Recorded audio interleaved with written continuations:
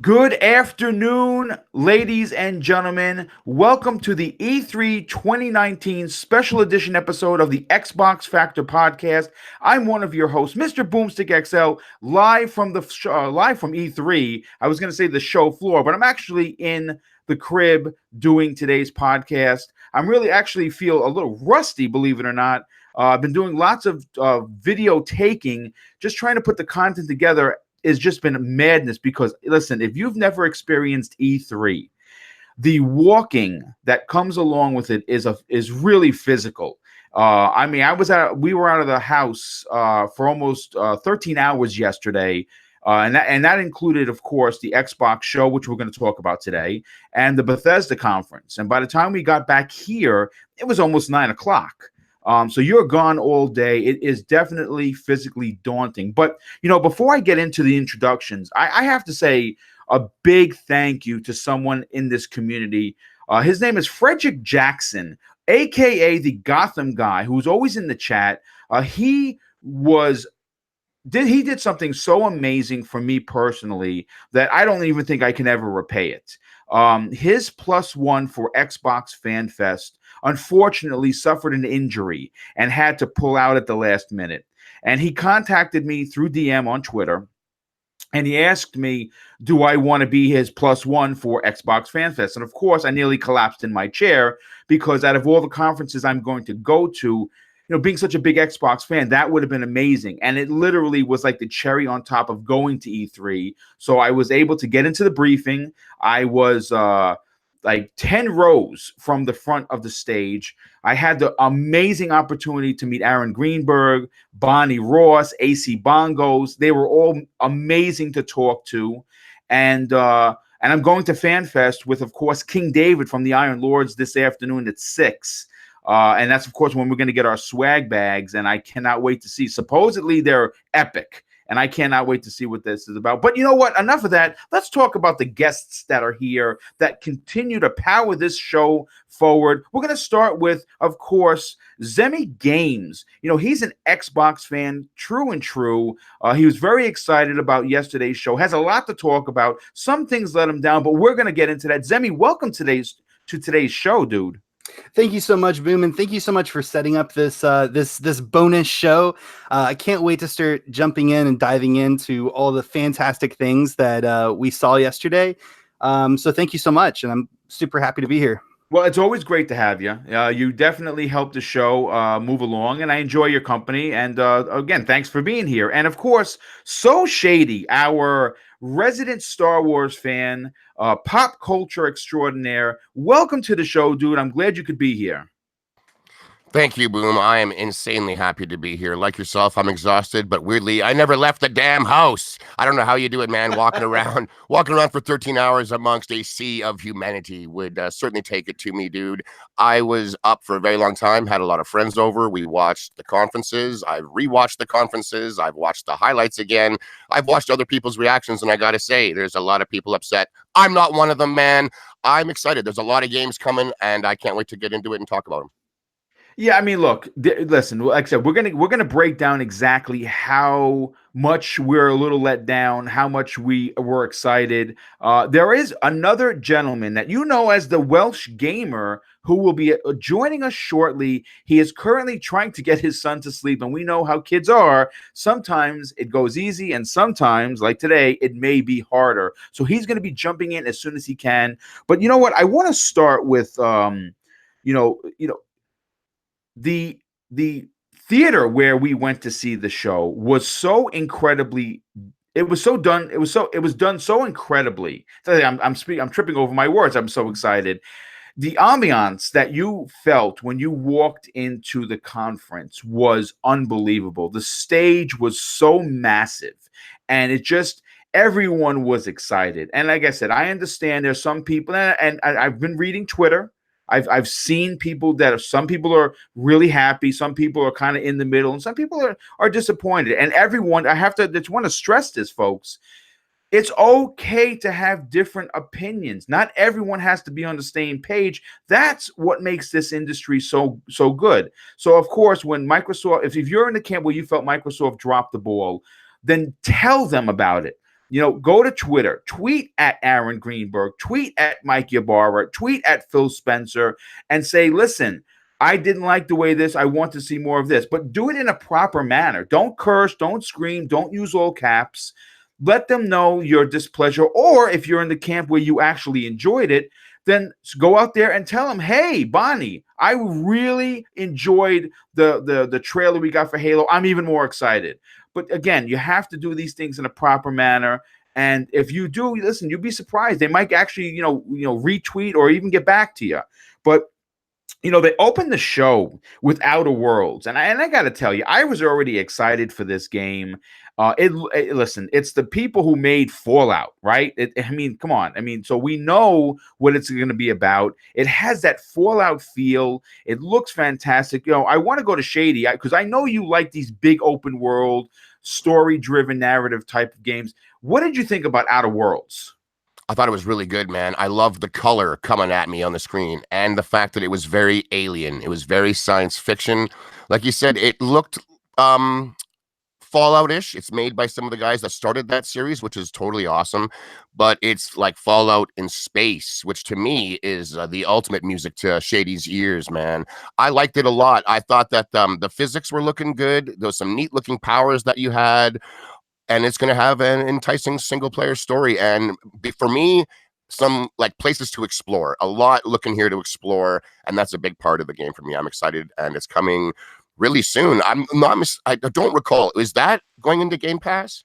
Yes, it is. That is that's day one. And you know what was amazing? We'll get into it, but 34 of those 60 games are going to Game Pass. That's huge. That was really big for me this year, Boom. That is like essentially almost a game every other week or more for included in your pass. I'm down. Like that was a huge announcement. And this game going to Game Pass on launch, man, I'm even more hyped now. Yeah, absolutely. And of course, Zemi, I want to get your opinion on this, dude, because obviously this is not a scary game. This is an adventure game that allows you to customize your character. It's telling an amazing story. What did you think of the trailer, dude? Oh, I think the trailer looked amazing. Like the gameplay just really looks like looks kind of like Fallout does. Like the gameplay, the dialogue, talking to people, stuff like that. It also looks like there's going to be different choices that your character can make. You can, kind of decide to take the good role and do things by the book. And then it also kind of appears that you can play as more of a baddie and shoot innocents and just kind of, it just really looks like you can play the game however you want, which I really, really like. And I mean, with it looking like a Fallout game put in space, I mean, a lot of people's favorite Fallout game is New Vegas, and that was made by Obsidian in 18 months. I mean, Obsidian is a powerhouse studio. They create amazing games, and I just cannot wait to get my hands on the game. And I'm super happy that it comes out later on this year. And I'm super happy that I get to play it for well, not for free because I have to pay for Game Pass, but it might as well be free, right? Essentially, yeah. I mean, again, when you think about the dollar versus dollar, right? You can go out and you can buy 6 of these games on your own, and they range in price, right? Some of them are 15, some of them are 20, some of them are 30, and most of them, if they're main, selling games, they're going to be $60. You get Ultimate Game Pass, or you get Game Pass. You're getting all of these games in there for $10 a month. And I always say this, folks, try if $10, if you think $10 is too much, I hear you. Everyone is not on the same budget. People, some people struggle to pay for these games, and that does suck because I've been on the end of that stick. Wait for these big sales. Amazon had buy 3 months, get 3 months free. So for $60, you're getting an entire year as opposed to $120. And that's probably going to be the same thing for Xbox Game Pass Ultimate. You'll see these different companies offering these sales. Even if you can only afford the 6 months, it's still better than not having it all. So look for these. And I'll tell you one thing. If you follow me on Twitter, and I highly suggest that you do, only because I'm not looking at numbers. I always post when I see sales of games. Very similar to Lady Foxfire, who might be in the chat. She has an amazing channel. If you're not subbed to her, head over there because she has something called Foxy Deals. and she's always, showing everyone what deals are here, what deals are there. And of course, I don't have her status because she's really good at it. But whenever I see Xbox Game Pass on sale, I put it up there because obviously I'm an Xbox guy. But again, listen, I don't want to kind of really just rev the engine to Game Pass just yet because we're going to talk about that in a second. But next up was Ninja Theory's Bleeding Edge, and I gotta tell you guys, this game got a lot of S when it was leaked in that bathroom thumbnail footage. And I'm gonna tell you, hey, Welsh gamer, welcome to the show, dude. What's going on, guys? I do apologize for being a bit late, but here I am. Listen, don't be silly. Family first, brother. Well, listen, you know what? We literally just started the show. We talked about Outer Worlds, and we were going to move on to Ninja Theory's Bleeding Edge. But we'll kind of just back it up for a second. What were your takeaways from the Outer Worlds? Oh, mate, like I said to you before, that is the game that's replacing Fallout. That game looks gorgeous. I truly can't wait to play that one. I love the art style. Very immersive, a new world to explore. I can't wait, and the fact that it's dropping day and date on Xbox Game Pass as well, because obviously this first one's going to be a multi-plat, so PlayStation won't get that same courtesy, but Xbox will have it day and date. Yeah, if this takes off to be, a powerhouse IP. I'm sorry to say, the only way this becomes, multi-plat is if Microsoft wants to continue to just make big bucks off it. Otherwise, they just keep it for PC and the Xbox. But again, that's a horse of another color. But I want to move on to Ninja Theory's Bleeding Edge. Cool. And I said right before you got on, people were giving this game a lot of S, and I understand, and I read plenty of comments. And of course, some of the comments that I expected were there, and a lot of them were. Oh, I think we might have lost Boom there. I was just going to say that Bleeding Edge, man, to continue Boom's thought, it did get a lot of hate. And we saw it coming. Randolph Thor 19 in the community, big shout out. A few months ago, man, I was listening to him talk, and he'd said he'd heard Bleeding Edge is going to be a multiplayer only game. And that when the gamers, quote unquote gamers, the uninformed gamers, when they hear about it, they're going to lose their minds because it's not a single player narrative driven game like Hellblade. And that's what Ninja Theory has been making in the past. But this game has been a passion project of Ninja Theory's for years now, way before Microsoft approached them to even try to buy them, let alone now owning them. Microsoft has nothing to do with this game being created. If anything, it has to do with the game being allowed to be finished because they were just given the material. So how does my mic sound, guys? You're back, bro. You're back. Sorry about that. I appreciate you taking over, dude. And please continue your point. Okay, so I mean, like he just said, once people find out this is an online multiplayer game, not a single player narrative, the audience is going to be upset. And they were. Once that footage leaked, people were instantly upset that it wasn't exactly what they expected out of Ninja Theory. There was accusations at Microsoft for buying up the company and demanding that they make something that they weren't already. Like, it was just flying left and right. Rand, you called it, bud. That's the way most people totally reacted, unfortunately. But personally, I thought the game was really impressive. The character design specifically was amazing. It was in your face. Yes. It really reminded me of Alita, the Battle Angel, the movie that just came out. Oh yeah, dude. It really, with all the different pieces of armor and stuff. Oh yeah, man. Like the different types of robots and cyborg humans going on were really aggressively styled. Like some people were cars, for God's sakes. Hey, don't mind me, I'm just a car. Into a robot. Yeah, like I think it looks really good. It's gonna come down to the gameplay for me. If it's engaging, somewhat deep, if it's really just fun, I'm on board because visually it looked great. I think it like lends itself to cosmetics really well. So I see there's going to be just a lot of cosmetics that you're going to be able to unlock and change up your guy to, suit your style of play. I was pretty blown away actually because I didn't watch that leaked footage. I didn't want to see it. And all the heat the game was getting, I wasn't expecting much anymore. Like, man, maybe this just doesn't look very good. But when they showed it off, my whole crew and I watching it, we were very impressed and can't wait to get our hands on that. Yeah, real quick, before I get Zemi's point of view on this, I have to say an absolute amazing thank you to Robert Olson, who dropped a 25 $5 super chat, dude. That's amazing. Thank you so much. He says, love the show, and E3 was just okay. Felt like something was missing. Yeah, we're really gonna break down our opinions on the overall Xbox E3. But Zemi, Ninja Theory we know that they're working on a single player story driven game, the A team, so to speak. And this game was in development and had to stop because of financial woes. And now that they're teamed up with Microsoft, this is a big passion project for them. I only see this being a plus for the Microsoft, Xbox, simply because the game looks amazing. And you know what? If you remember Power Stone back in the days, this gives me that big Power Stone vibe. What were your takeaways from it, dude? I didn't really like it. I think that the characters look really weird, and it's just not my cup of tea. Whenever it comes out on Game Pass, I'm sure I'll download it. I'm sure I'll give it a try, and maybe I can get past the aesthetic of the game and just absolutely love the gameplay. But I'd be lying to myself if I said that I wasn't just a little bit disappointed that they didn't announce a like a narrative driven single player game, because that's really what I wanted from Ninja Theory. But with that being said, I guess I'm somewhat happy that they are able to make the game that they wanted to make, and Microsoft is supporting them financially to be able to do that.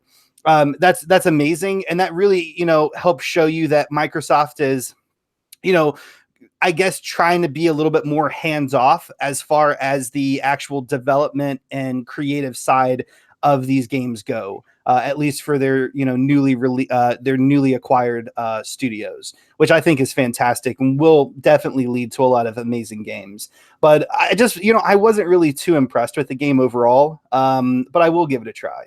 It was nice that they did mention that they do have multiple other projects in the works that they will show off again, later. That's what I want. I want people to understand that I think it's safe to say that we all are under the same belief that Microsoft is staying strong to their own beliefs, that we're not showing games too far out. As much as I want them to do with Sony, they're not going to do it.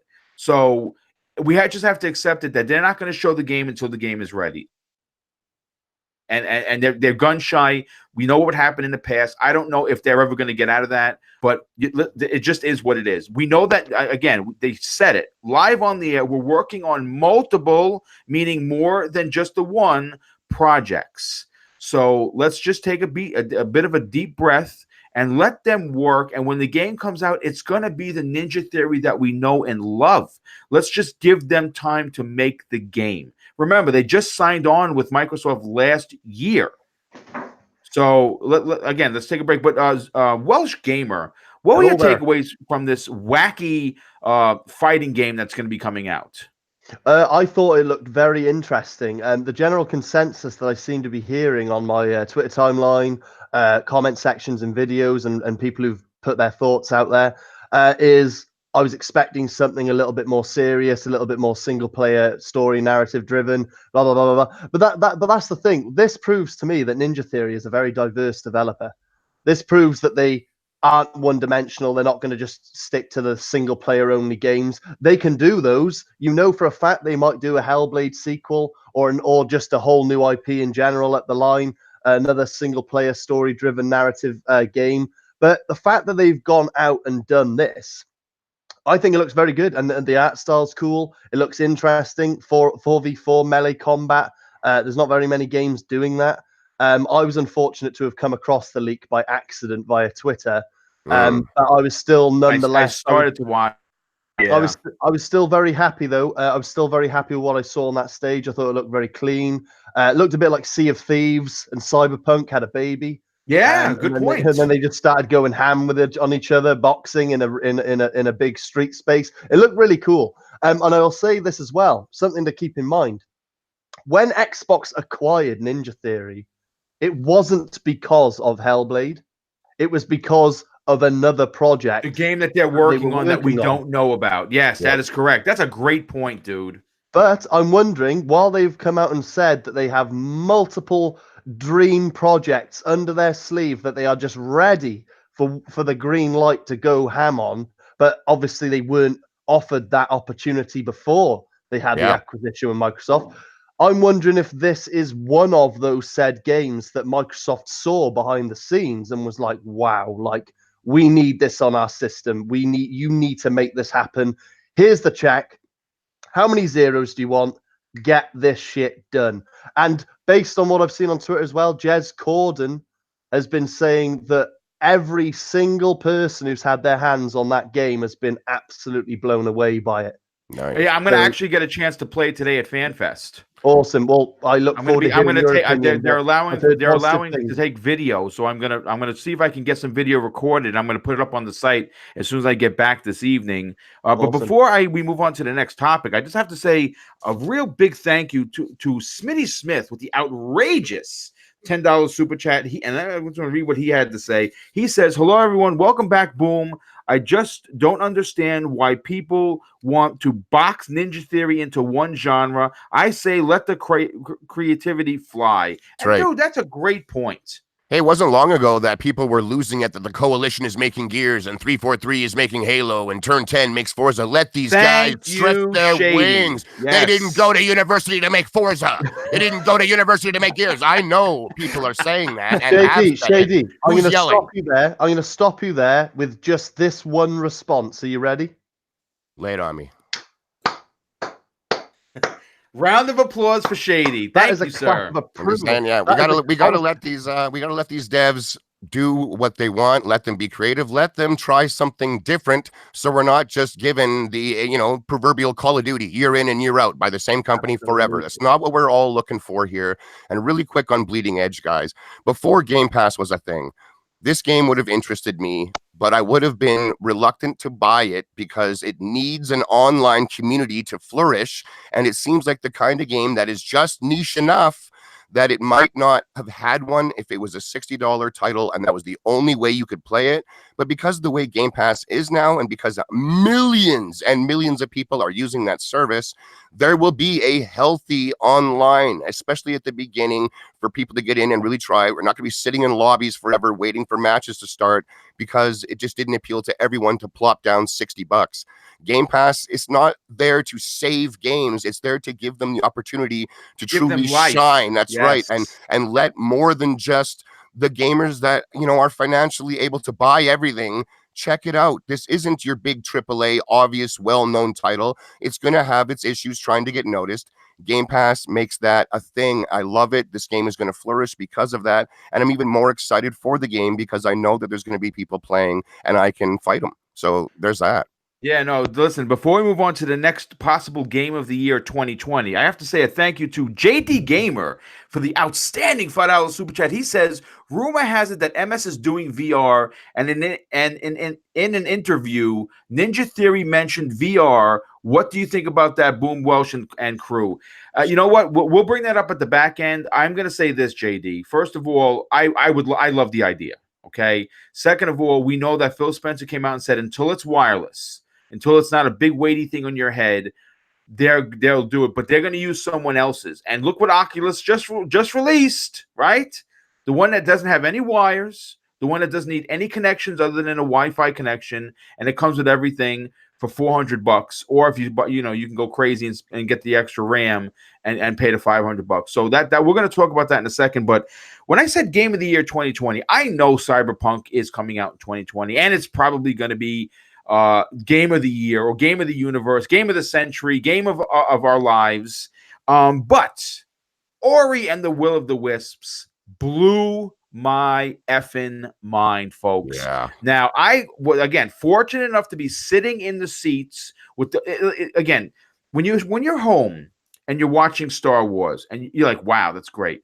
But when you go to the theater, you feel Star Wars, right? Because of the big speakers. Well, when the trailer started, I knew where they were going, and the sound on this game was unbelievable. And then what you get, listen, did you see those graphics? Forget what I have to think. I want to go to Welsh Gamer on this because I know you like Ori and the Blind Forest. What were your thoughts on what they showed yesterday? Man, the art style just captivates me. I'm a very recent adopter of the Ori game because I got it on Game Pass the other week, and it's part of the backlog. But I have been compelled to propel Ori and the Blind Forest right to the top of said backlog after watching what I saw yesterday. It's just so beautiful, man. I mean, I don't know how else to put it. Like, please, someone like help me here, because I literally the first thing that came to my mind was just how beautiful it looked. Yeah. The colors, and I was watching it on a stream, like bouncing between 480 and 1080, and it was grainy, like I was watching it through some sand goggles, and it still looked gorgeous. So what the hell is it going to look like in 4K? And then I've Oh, heard great things about the like story and how captivating it is, and I'm just excited to get deeper because I've started playing Ori and the Blind Forest. I'm about, say, an hour in or whatever.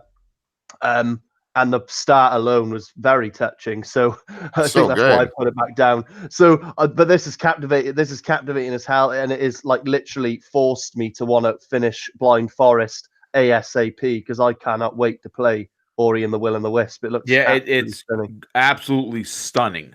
It's breathtaking. It's stunning. It's artwork come to life. Shady, what were your thoughts when you saw that giant spider boss come out, and then they proceed to show you several others just wreaking havoc, coming from the back, the foreground to the forefront. It was crazy, dude. It was like the artistic design in this game it's so unique. I can't even think of another example. It's kind of like Cuphead in that way, where it's when as soon as I see it, I'm just, oh my god, this is 100% on its own, doing its own thing. It doesn't even look like a video game. It's just like a piece of art. Like, what is happening? And then when they start to show the actual gameplay happen after that spider scene came out, and he's jumping around all tight, and electricity's going on. There's like things in the environment breaking up, particles and physics going on. I slept on the first Ori for a long time when it first came out. I don't know why. Everyone was saying how good it was. I started playing it about a year ago and was completely blown away at how insane of a platforming Metroidvania game this is. It is so tight. The music is great. The graphics, like I said, are so uniquely gorgeous. It's like a moving piece of art. I mean, games are art in general, but I don't know, man. This just doesn't look like a video game. All my friends that have ever seen it, they say the same thing. They just look at it and it's like, this looks so unique, so different. And it plays just amazingly tight, which is totally important when you're dealing with a platformer, let alone a difficult platformer, which this is. The new game, that trailer was, like you said, it was stunning. I almost think that word doesn't do it enough justice. I was a bit bummed that it's, next year that it comes out. We were all kind of hearing that it was coming out this year. But I Yeah, think we that's heard the thing. originally we heard August, and I think that's unfortunately, yeah, it got delayed into February 11th, 2020. And you know what? it is. Guess what I say? You see what you're going to be getting. Oh I'm willing to man. wait. And that's another Game Pass title. Like, that's going to be a big thing this show, is we're saying Game Pass title at launch. Like, that is so awesome. Then you just see the game and you're just going to have it because it's a part of something that you're already enjoying. I love that aspect of it, Boom.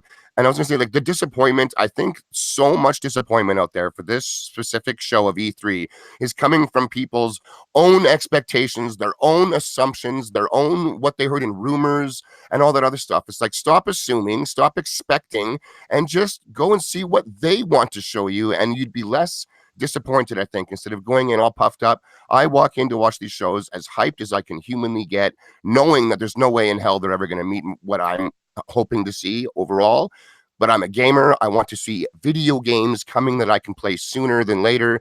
I don't need to see something 3 years out to get hyped. I just don't. I think this was a great show, and it's because I didn't go in expecting absolutely everything realistically, and just I didn't believe every single rumor I heard. So I that's mean, that. Like, yeah, it does make sense. But Zemi, before I get your opinion on this, JD Gamer with the outstanding additional $5 super chat. He says, "Can we call Ori a AAA title based on quality, or like it used to be, or are we still on this AA mess because of budget?" Listen, that is a really amazing question. And I want Zemi to answer that, if you don't mind, Zemi. In your opinion, seeing the artistic flair on display, the music, the sound, the ambiance, the fear factor of these bosses chasing you, I would dare to say that this is a AAA game. You know, I don't really ever like to call a game a AAA game or, you know, a double or, you know, anything like that. I don't really like doing that because I mean, like this is the greatest way I know of to explain it. You have these fantastic indie companies like Asobo Studios. Yes. I don't even know if you would really consider them indie, but I would. That just made a Plague Tale. Right, that game is fantastic. I mean, in a lot of ways, I would absolutely say that is a AAA game, but it wasn't made by an absolutely massive company like Ubisoft with millions of dollars in budget and all this different stuff. So I don't really like, you know, saying, oh, well, this game's a AAA and this one's a double. I mean, because it just kind of takes away from the game being what the game is. But the new Ori game looks absolutely fantastic. I'm gonna definitely give it a go. I don't really like platformers. That's not. I just, you know, I think last episode whenever we were talking about what was it, Bandicoot? Yeah. Yes. Oh, no. We're talking about Banjo-Kazooie. Banjo-Kazooie. That's right. Yeah, you know, I don't really like platformers, but the game looks absolutely stunning. Like the graphics look amazing. And I don't like spiders, so whenever that big thing came out, like it was giving me some I kind of knew that's where you were going, but I still had to ask you the question. Well, another thing too is, you know, did you see where like that little innocent ghost of a glowing fox was running around and these big monsters was chasing him and all that? See, I don't like that. I don't like to be chased in my game. That's great. But with that being said, it's not going to scare me enough that I'm not going to give it a try. I definitely want to try out Ori and the Blind Forest now though, because I have heard a lot of really good things about it. It's an incredible story. It's so emotional. 5 minutes in, I'm being serious. You could cry. Yeah, and I mean, I've played a lot of platformers that I just really didn't like, and that's just kind of why I'm very leery about platformers. But I really want to give that a try, and I'm super happy that it's coming to Game Pass. It's amazing. Yeah, well, you'll like it. You'll know really quick if you like it. I think you will. Yeah, absolutely. That's a great point. Real quick, before we move on to the next topic, JD Gamer. Go on. Sorry. Carry on. That's okay. JD Gamer with the additional $2 super chat. He says, "For the love of Jehovah, please buy Moon Studios." I agree. Go ahead, Welsh. What do you got to say on it, brother? I was just going to say, touching on what that guy was saying about like AAA and all the different A's and like, you know, is it budget or this, that, and the other? Like, this is the thing, right? Like, I'm going to just be completely plain, and I imagine most of the guys here on the panel will agree with me. But if they don't, they don't. I hope they do, but it doesn't matter. This is my take on the matter. Whether it's an indie, a AA, AAA, or banging bloody bouncing off the wall initiative style quadruple A, like, it doesn't really matter. I mean, like, by definition, by accurate terminology usage in the gaming industry, it is a category based off of budget and advertisement and all these different elements that goes into the game's development and production and all these different things going on. And it's just put into these categories. Like Red Dead Redemption 2 is a full-blown AAA. It's like the equivalent of Avengers Endgame Hollywood, massive blockbuster movie. That's what AAA, that's that category. And then AA is just is intermediate. And then you've got your indies, which are just little independent studios, small budget, all these different things. But then you've got to put it into perspective. Like Hellblade, if I'm not mistaken, that was they were counting pennies to make that game. Yeah, that was technically an indie, but that looks and plays better than 90% of the AAA games you can buy nowadays. That's correct. Great point. And that's just one example. And then in terms of personal quality, because that's what it boils down to: fun factor, quality, longevity. Like, some of the best games I have played this generation have been indies. Like I always bring it up, but Valiant Hearts. I mean, I always reference that game. It is a cartoon side-scroller indie title by Ubisoft Paris, based in World War One. That's an amazing game. What an amazing title. Honestly, man, probably cost less than $100 to put together, and that is probably one of the most fun games I've ever played. And it has an emotional, gripping story. Exactly. So all I'm going to say is this: don't let however many A's is next to said title bother you Yeah. or affect your outlook on that game, because it really doesn't matter. If you gave me an hour, I could give you 100 examples of games that overachieved with very little budget, and another 100 I could give you examples of games that completely underwhelmed and they had the budget. Absolutely. So it doesn't fucking I matter. agree. What was the budget of Tetris? You know, one of the biggest, most popular games of all time. What's the story of that $5, game? Any of that, right? right? Yeah. It's not. It's none of that. If you're a gamer, you like to play video games. I Mm. think it sounds elitist. AAA only for me, boys. Get that Yeah. indie trash out of here. I can't stand the attitude myself. If it's a video Yeah, game and it looks interesting, I'm in. Yeah, it's the silly mentality and the elitist mentality that some of these entitled gamers, and it does come from the younger generation, which is, of course, we know that these folks. No offense, but I'm speaking the truth. If you're a gamer, I'm not picking on you. I'm just saying the facts. A lot of these younger generation, they want the corner office, they want the front parking spot, and they want the six figures for doing shit. And that's not the way the world works. You got to work, you got to earn. You got to put your head down. Sometimes you got to do shit jobs. That's life. That's the way it works. And with gaming, not everything is going to be a AAA, $600 million budget game. So you know what? If that's all you like, then you know what? You're going to have a very, very small library of games. But you know what? Enough of that. Real quick. Let's move on to the next topic. But Mental R9 Gamer with the outstanding $5 super chat. He says, "I'm happy to be able to finally catch at least part of the show live for a change, listening to you while I work, and love the awesome community here." Yeah, well, listen, dude, I hope that by the time we're done with this show, you're done with work and you've had a great time. But thanks for being here, brother, and thanks for the super chat. Let's move on to something that kind of blew my mind. I'm not a Minecraft fan because I don't like the building aspect. But Minecraft Dungeons completely shocked me. Yes, it's a smaller title. Yes, it's Minecraft. But if you like Diablo like I do, if you like Baldur's Gate, if you like Champions of Norath from the old PlayStation 2 days, anything where I can hang out with Mrs. Boomstick and we can play, this 3/4 over the top down look where you're collecting your loot and treasure, you're getting magic. That game shocked me. I'm very interested. Let's start with Shady on this one. What were your takes away with Minecraft Dungeon? I mean, Minecraft is the biggest selling game on the planet. It is the biggest game. You expect this to follow suit as well? I think this one's going to go up there, man. I mean, Diablo, those types of top-down looter shooters, Diablo style, are huge. They're huge. And Minecraft is undeniably huge. I'm not massively into Minecraft myself. Some guys on my crew are. They really do enjoy going in there and building stuff. They like going out and harvesting and searching for things. But once this game wasn't all of a sudden the Minecraft that we know and it pulled up and it became this Diablo style, I was interested. I liked what they were showing. It looked like a fun map to actually go and explore with co-op buddies. I love co-op, man.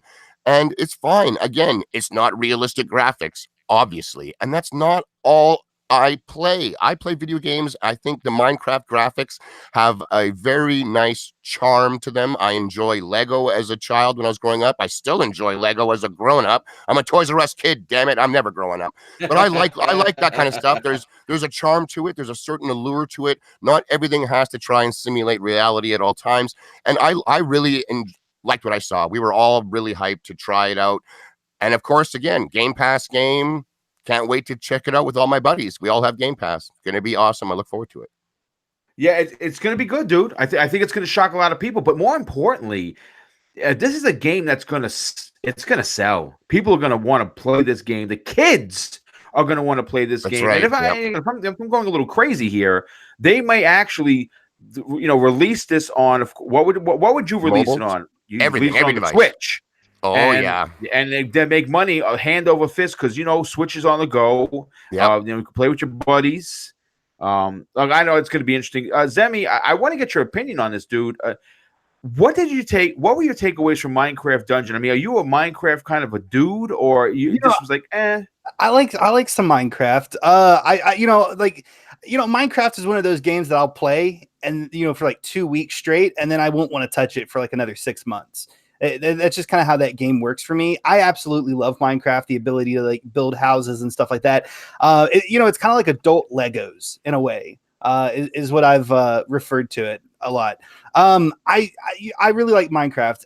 Looking at that trailer, it's not really something that I just don't think that I would be super interested in jumping into the world and playing that. I've come to the realization here recently that that top-down games like that just really aren't my thing. Because I recently played Warhammer Chaos Bane, and I mean, it was okay, but it's not for me. The game was never made for me. So I don't know if I would necessarily really get into it. I'll definitely try it out, because once again, Game Pass. I just kind of wish that it was more of a story driven game. I'm really big into stories. Have you heard of books or movies, Emmy? They're this weird other medium that it's all about story. It's bizarre. I know. I mean, books and movies are great too. I tell you what I really liked was the Telltale Minecraft series. That was really good. But I am happy that they're making it. It's another game that is safe for children to jump into and play, which I think is really important because I don't think there's nearly enough of those games out. So I am happy that it is being made. Admit it to me, Zemi, right now. You're afraid of the creepers, aren't you? They're too scary for you. I'm going to be honest with you, man. Whenever I first started playing Minecraft, they scared the crap out of me. And so did those spiders too. And so did the skeletons. All right. I wouldn't go out at night. I always stayed inside. That's fun. Yeah. That's funny. That's hilarious. Well, you know what? We love you for that. We love you for your honesty. And listen, it looks like it's going to be fun. And Welsh Gamer, this is a smaller title for sure. It's in the Game Pass, which Shady alluded to, and Zemi alluded to, which is always great. I think it's going to be a big hit with the kids. But I think I'm excited for it. But what about you? What were your thoughts? Well, I mean, I can lead on a business perspective and just say like it's going to sell. Like that is a given. Money wise, Xbox are not stupid. They're gonna sell this hand over fist, and they'd be absolute morons if they kept it to just one platform. I completely agree with a collective that they should just put this on every system they can. But on a personal level, Boom. And you can, do you know what? 2 seconds. I'm just letting my dog out. She's doing my head in. 2 seconds. Sorry. Hold on. Yeah. We'll keep going. I'm going to say this. Minecraft, as everyone knows, continues to sell like wildfire. And he's back. Okay. Yeah. Right. Continue your point. Yeah. Basically, what I was saying was on a personal level, and you can catch my live reaction over at the Saltiest Gaming channel. Honestly, when I saw that Minecraft pop up, like all of a sudden, like once I clocked, it's Minecraft, my eyes rolled so far into the back of my head that I could scratch my brain with my pupil. It was so like, I was like, please, for the love of fucking God, we know you have Minecraft. But then all of a sudden it was like, hold on, like the double take. I was like, this isn't traditional Minecraft. What is this? Like, oh my God, okay. This looks interesting. Oh, it's like an RPG. Oh. And I gotta be honest, mate, by the end of that little sequence, I forgot completely that it was even Minecraft. Granted, it's got the Minecraft look, but it grabbed my attention. It certainly did. And the fact that it's going to be dropping on Game Pass, I mean, you can count me in. I can already tell you I'm 100% going to download and play that. And that is saying a huge amount because frankly, I have had no time for Minecraft the whole time it's been out. I appreciate what it is. I appreciate what it does for kids. It is virtual Lego. It is literally the modern day Lego. It was a great purchase from Microsoft on a business perspective. They've made money hand over fist. It's literally everywhere. It's literally like poverty. You can't escape it. And honestly, man, but honestly, with that said, it's grabbed my attention, and I couldn't be more anti-Minecraft. So that's saying a huge amount. I'm not saying that's a great point. That's honestly, if they can grab you, if they could pique your interest, and you're not a Minecraft dude, they've done something right. Absolutely. I mean, I'm not saying my word is Bible. Like whatever I say goes. People like Minecraft, but for me to come away from E3 and be excited for a Minecraft project. That they've done their job because that's I want to play it. I am looking forward to it dropping on Game Pass and downloading it and having a go. Whether I play it for 5 minutes and I'm like, do you know what, it's not for me, or 5 hours or 500 hours, I'm looking forward to trying it. Yeah, I'm excited. I'm excited.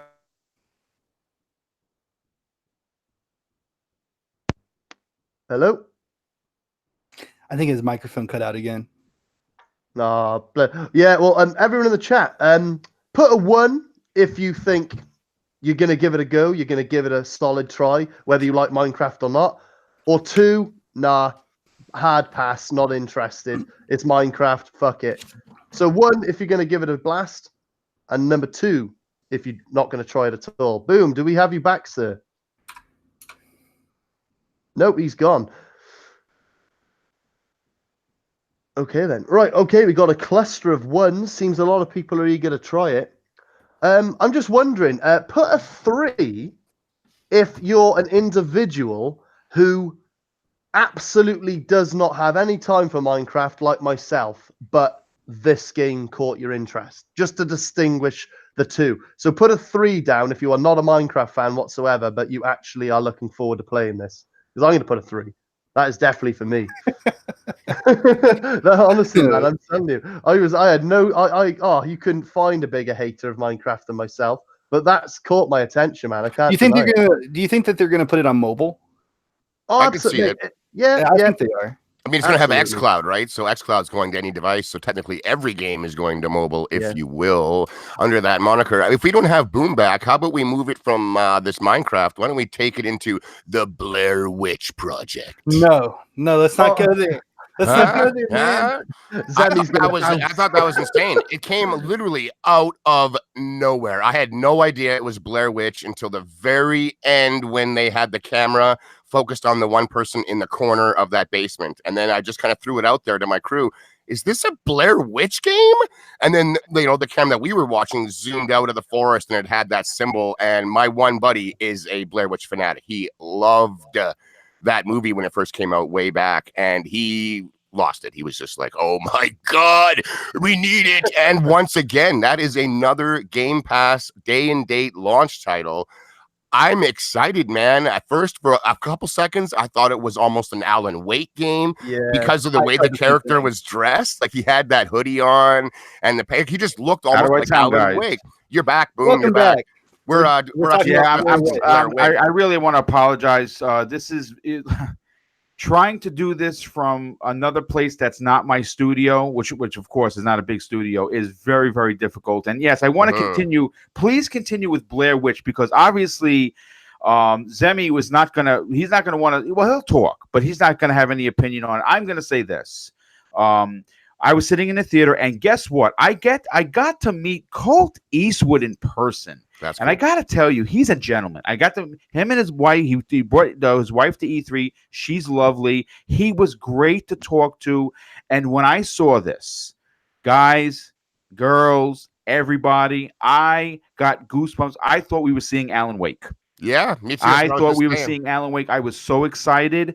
And then wait a second, folks. You see, this what's interesting about this is the same team that did Layers of Fear.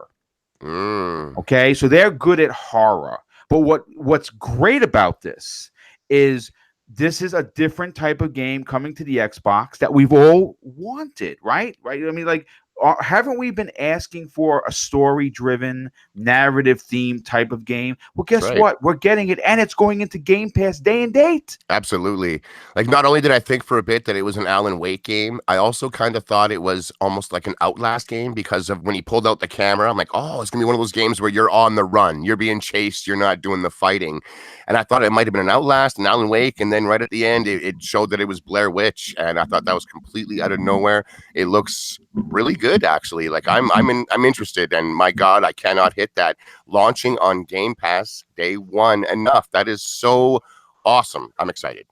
Yeah, it's good. It looks like it's going to be a great game. It looks again. I'm going to be honest with you. I also thought Silent Hill. You know, it has that Silent Hill kind of a feel to it. So I'll go to you, to Welsh, on this one. I mean, first of all, the game looks terrifying, and we know nothing about it. We know that the Blair Witch story is terrifying. This looks like it's going to be amazing. The graphics are top-notch.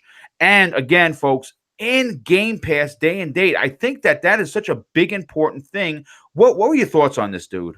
Well, on that Game Pass narrative, I mean, I think a lot of people are overlooking, and I mean a lot of people, because obviously most people who go to E3s, they're like, oh, I can't wait to see these games, and you forget about the seed that is just woven in all the way through their conferences, and the Xbox Game Pass was just so massively pushed all the way through this show. It's crazy. The amount of games that are dropping day and date, and the amount of games that are dropping that are third party, like Metro Exodus and stuff like that. It's absolutely phenomenal. That service, I could just talk about that for 2 hours. But on the Blair Witch, yeah, I'm right there with everyone else. I honestly, right, I was like, oh, Boom's going to be absolutely psyched. Alan Wake's being announced. I thought it was going to be like a first-person Alan Wake. That's what I thought. Yes, yes. All I saw was the dude's like scruff, his like longish hair, his like trench coat kind of thing. He had the flashlight. I thought, shit, the bed. This is Alan Wake.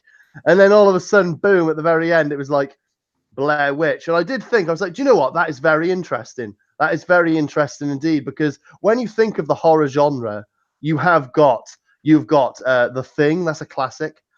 You've got Resident Evil. I think you've heard of that one, Boom. Haven't you? Resident Evil? I think so. Yes. Yeah, yes. yeah. You should try it, mate. Very good game. And you've got Silent Hill, Outlast, Layers of Fear, Dying Light has taken a name for itself. But there's so many more. I'm probably forgetting so many classics that have come out of the woodwork over the years in terms of the horror genre. But correct me if I'm wrong. Being that, and it's quite crazy, really. Oh, Friday the 13th is another one. I know that was the single-player story narrative game, and it was more of a multiplayer 1v10 kind of thing. But still, nevertheless, it's a classic. But my point is, Blair Witch, the Blair Witch Project, that movie is a cult classic. It is. If I'm not mistaken, it is. No, it definitely is, 100%. If I'm not mistaken, guys, please correct me if I'm wrong. I do not believe there's ever been a game adaptation for Blair Witch. No, not as far as we know. I don't either. recall any of them. And like, it's super cult huge, man. That movie basically put the found footage genre on the map. Like on the map. I remember being in high school, and we had one of our buddies was big time tech guy when the internet was new, and he was always on the dark web. And he found Blair Witch Project months before it was going to be released in theaters. And we all, at the time, because we'd never heard of it, nothing, there was no media push behind it, thought it was real. And then when they did have commercials that they were going to bring this thing to the movie theaters and all the rumor around it, we just didn't know what to think, because our buddy had found it on the internet months before it was announced that it was ever going to be a movie and in theater. And we'd already seen it all. And man, it was a trip to just not know what you were possibly watching. I mean, that movie was huge. It was undeniably massive for especially people that were, around in their teens, early 20s-ish, so to speak, in that time period, man. They're in their 30s now, early 40s. They got money. Like, that's a big property. It's not some just weird little out of nowhere thing. Blair Witch is big. Yeah, no, real quick, JD Gamer in the chat dropped an additional $2 super chat. He says, MS doesn't get enough credit. Blair Witch is fire. And I agree. I think this is a game that no one is really talking about. No, mate, that's the thing. I keep thinking to myself, like, considering Blair Witch is such a cult classic, and I'm surprised nobody's grabbed it any sooner. Like, Microsoft is so good at thinking outside the box. Like, they know where to aim their sights. They are not stupid whatsoever. Now, if I recall correctly, Welsh, when this came up, it said Microsoft Game Studios. Yeah, oh God, you know what? Usually I'm really good with this shit, but I want to say it is a first-party title. Yeah, well, it said Microsoft Game Studios. That means that this is going to be on PC and Xbox only. Yeah. That's why aren't people talking about this? Oh, because it's Xbox. That's yeah, I guess. Yeah, I know we're shit, right? Here. So Xbox sucks, man. Didn't you know that already? Shame on me. I'm going to give myself 30 lashes as soon as the show's over. Real quick, someone actually had pointed out something. I just want to kind of clarify it. They're saying that the Ubisoft show starts in 20 minutes, and yes, I did get picked as I got media seating, and you want to know why? Am I going? The answer is no. I'm not going because I wanted to do this show. I put my fans the people that support this show, the comrades that work with me before a conference. What we're gonna try and do is on Thursday, if everyone could swing it, we're gonna try and do a Bethesda slash Ubisoft conference, post conference show live here. Oh yeah, live from LA. Oh yeah, boom! And as a listener, listener of you and any of your long-term listeners, man, we know how much you love Ubisoft. Yeah, it's my favorite. We know company. how much. That's right. And for you to pass up going to the conference live to be able to put on a show, so not only yourself, but Zemi and Welsh Gamer and myself can share how we have been excited for this E3. Thank you, dude. Like, that is huge. All the listeners out there, I hope you realize, man, Boom is literally, I'm not going to go and see the live Ubisoft, my favorite developer, because I want to talk to you, my fans. I think that's insane, bro. Thank you. Well, I mean, listen, not only do I appreciate it too, but I'll respect you even more when they reveal Splinter Cell. I will die. I just want you to know that. Yeah, the icing on the cake is if when you go to your seats, there's goggles waiting for you to take home. Yeah, I'm going to throw myself out of the window. All right. Well, listen, I want to continue. Zemi, listen, I'm not going to beat your brow on this one. What do you think? I mean, do you have anything you want to add to Blair Witch or no? Yes. Very little, because I turned down the sound like 20 seconds. I love it. That's great, man. So yeah, but no, whenever I seen it, I thought Alan Wake, and I was like, no, there's a camcorder. Okay, this is Outlast 3 or something, right? and then I'll be honest with you, if they did not actually have up on the screen Blair Witch, right, at the end of the trailer, if they would have just done like a voiceover and said it, I would have no idea what this game is about, and I wouldn't even know what you guys are talking about, because I had my volume straight down. I wasn't about to get scared. But I think the game looks gorgeous. I'll tell you one thing that really I was like, man, this is really cool. I wish I wasn't a coward so I could play this. Whenever they showed that truck driving on the road and it pulled into the driveway, did you guys see how it had that blue effect, like that blue overlay? Yes. I thought that was so cool, because that's what they do in movies. Like if you watch a lot of movies, you'll notice that they add that blue effect in like post production to give it a more dark, gritty kind of feel to it. And I really liked how they did that in the cutscene to make it to kind of make it coordinate with the movies, I guess, a little bit more, which I really liked. I'm never gonna play the game. But I did like that. Yeah, I mean, listen, it looks like a masterpiece in regards to the graphics. I mean, the graphics are spot on, great. Also, Layers of Fear 2, because you guys said that the same developer is making the Blair Witch. Layers of Fear 2, if you guys like horror games, just came out, I think, like last week. So, okay. Well, that's good to know, because the first one was terrifying. It was definitely a scary game. JD Gamer just dropped some hot information. Blair Witch is going to be launching on August 30th, which is not too far away. Oh yeah, nice. So that's definitely big. But you know what? Let's move on to the big boy of the conference. Now, yes, it's not a Microsoft first party, but Microsoft has the marketing. It's going to play better on the X. It's going to look better on the X. And we finally on the Xbox stage, I don't say our stage like I own it. On the Xbox stage, the release date for Cyberpunk 2077. Holy cow, guys. I mean, seeing that in person was unbelievable. What were your takeaways? I mean, you're building up there with the biggest game of the show. I thought you were talking about the deer game myself. That's what. Okay, yeah. Well, we're gonna skip that one. Of course not. But Cyberpunk, holy man, like it looked so much more polished than last year's showing. Even though a lot of that was, let's call it a cutscene, it looked so detailed, man. When he was in that chokehold and that other guy's biceps and forearms, you could see the striations in the muscle as he's choking him out. And then when the blades came out of his arms and he got ginsued up, man, like the clothing was moving like clothing in this video. The water looked like it was one of the most detailed cutscenes I've ever seen in my life. And then for the little bits of gameplay snippets that they did parcel into what they showed was unbelievable, man. He got onto that motorcycle and was ripping down the streets real quick. You could see some of the first person parts, looked like he was in a movie theater. Like this game, I can't believe the ambition.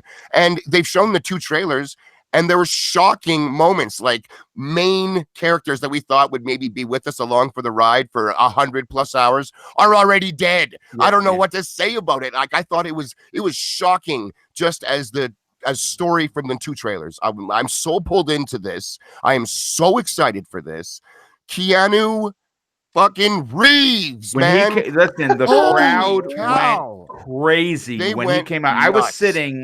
I was sitting maybe, I don't know, 30 feet from the stage. And I was sitting on the right side where he came out. And his silhouette, we knew that it was going to be him. Obviously, at the end, the trailer ends and you hear the voice. And he helps the dude up, and he came out. I'm telling you right now, the crowd, it was crazy. It was incredible. But Cyberpunk, wow, Keanu Reeves in Cyberpunk, who would have thought it? That was literally out of nowhere. No one called it. I didn't hear a single prediction, a single rumor, a leak, nothing. That was a complete surprise. You're right. When he walked on stage, the electricity boom was so huge. It like came out of my TV, electrocuted us like the emperor at home. Like we were shocked. We were shocked.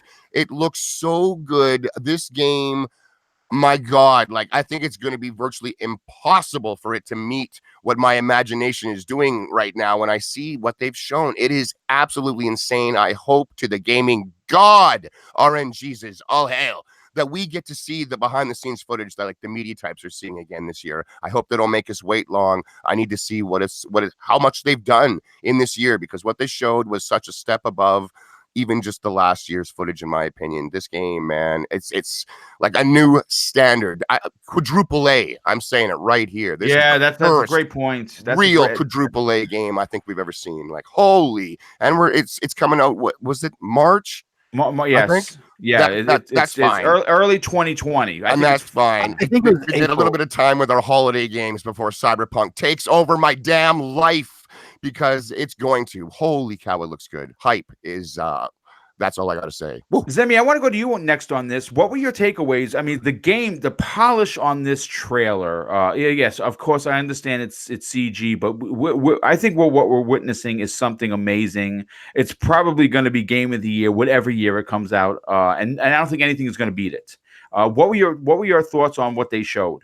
Oh, I loved it. I mean, like the graphics, like, I mean, once again, it's CGI, but you know, in all fairness, last year we did see like 45 minutes of actual in-game footage, and the in-game footage looked absolutely amazing. And that was a year ago. So, you know, God only knows what they've done to tweak it up and all that different stuff now. But I think that the game is going to definitely be the game of the year for 2020. If nothing else, it's going to be my game of the year.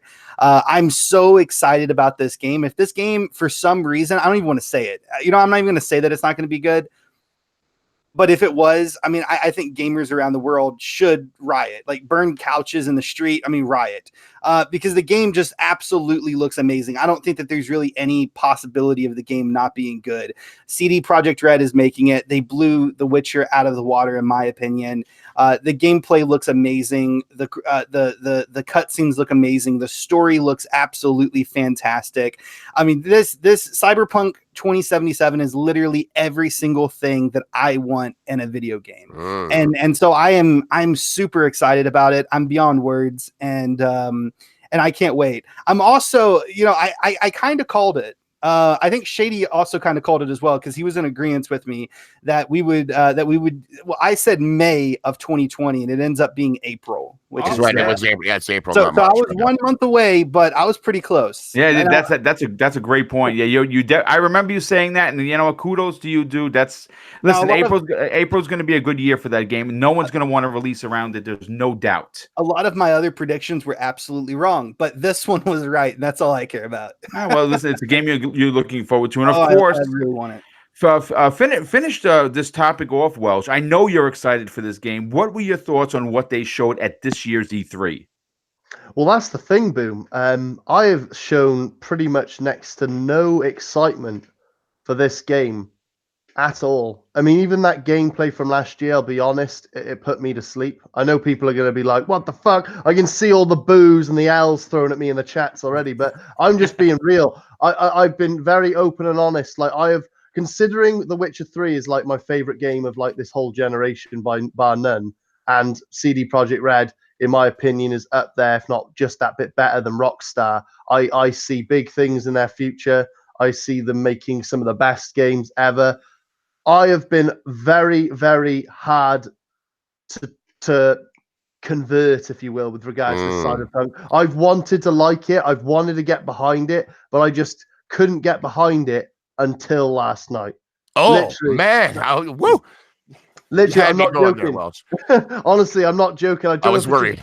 I don't know if it's just Keanu Reeves locks, and I was just like, ooh. Welcome to the fan club. But honest to God, man, I mean, I've been really hard. I mean, don't get me wrong. Like, I'm still waiting for more just so I can just keep. But last night was a good start. Like, for me, I'm that's done it for me now. I was overly blown away and impressed by the visuals. Keanu Reeves' cameo was just lightning. I mean, I had a hard on. I can't deny it.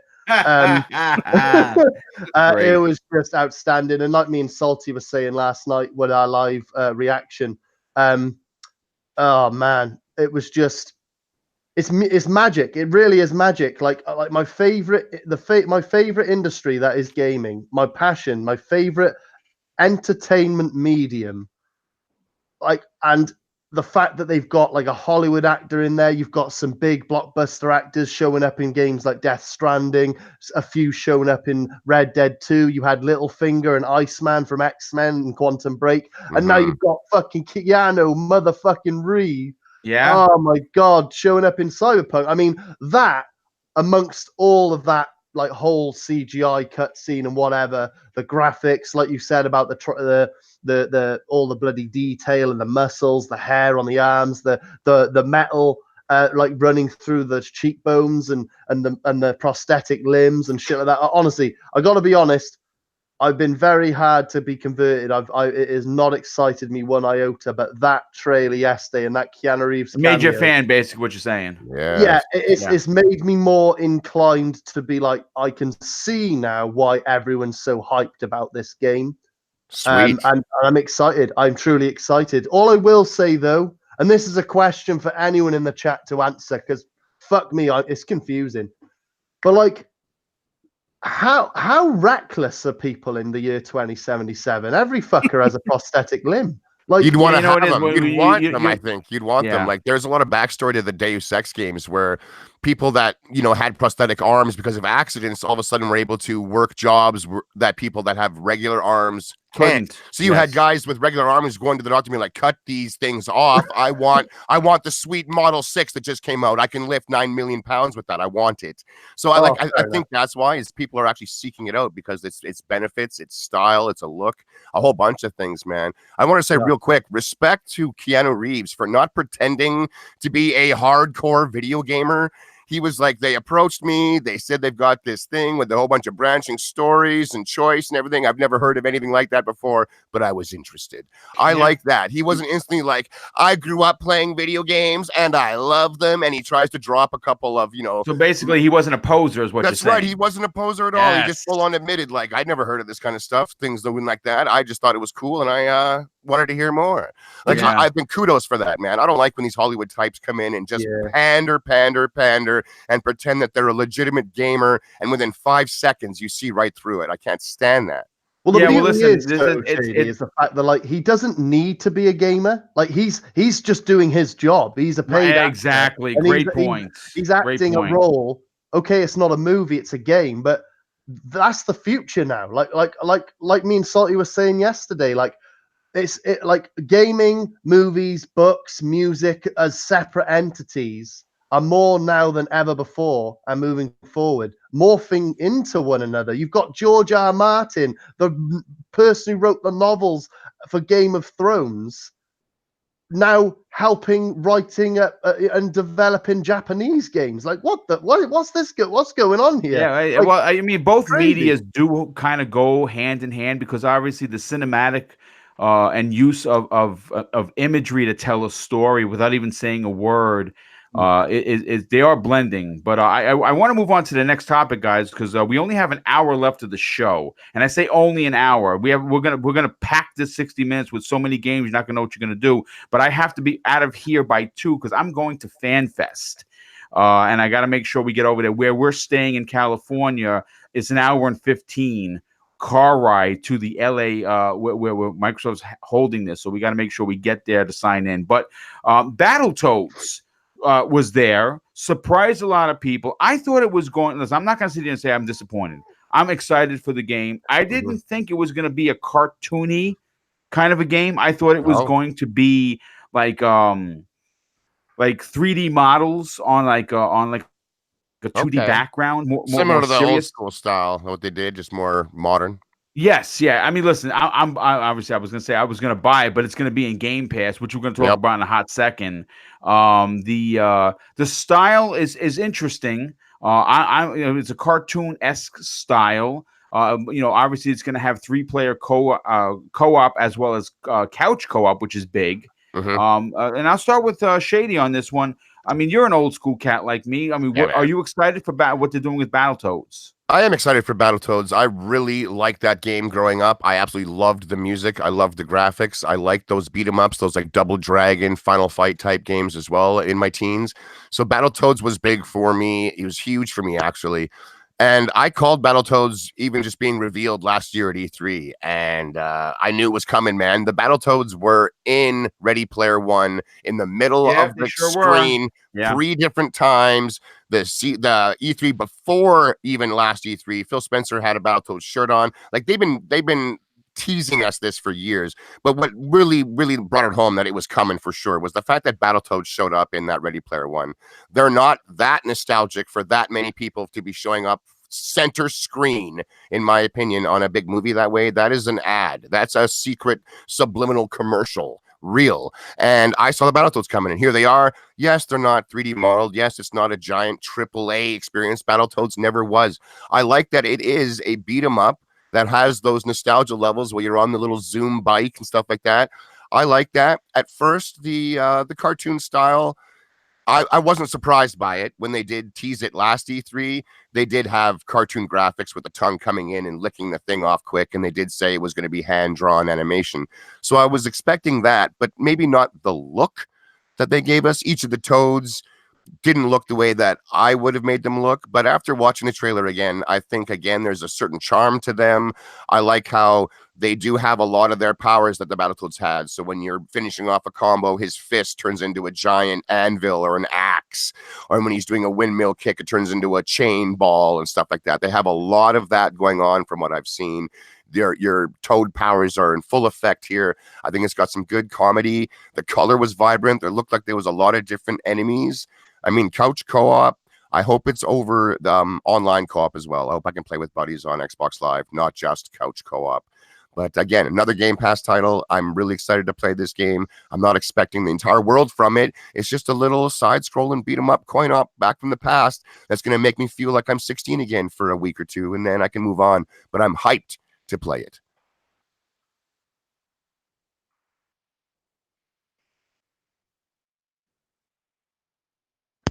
Hello? Boom, you there? Oh, yeah. I think Boom actually disappeared again. Well, I mean, personally, myself, I mean, I don't really know a whole lot about Battletoads. To be honest with you, it came on, I watched it, nothing really connected with me. I just never played. I've never played any of the Battletoads games. I don't know. I like the graphics though. The graphics really look cartoony. It's almost kind of like a Cartoon Network TV show. It did look like that. Yeah, totally. Yeah. It totally did. Yeah. I mean, and I mean, the game looks interesting, and like you said, it will be fast. I'm sure I'll try it out. I've never played any of the other ones, so I don't really have a whole lot to say on it. But the game does look decent. Hey guys, do you hear me? You're back, bro. You're back. Yeah, this internet in this fucking house. Oh, sorry, I don't mean to curse. Really sucks.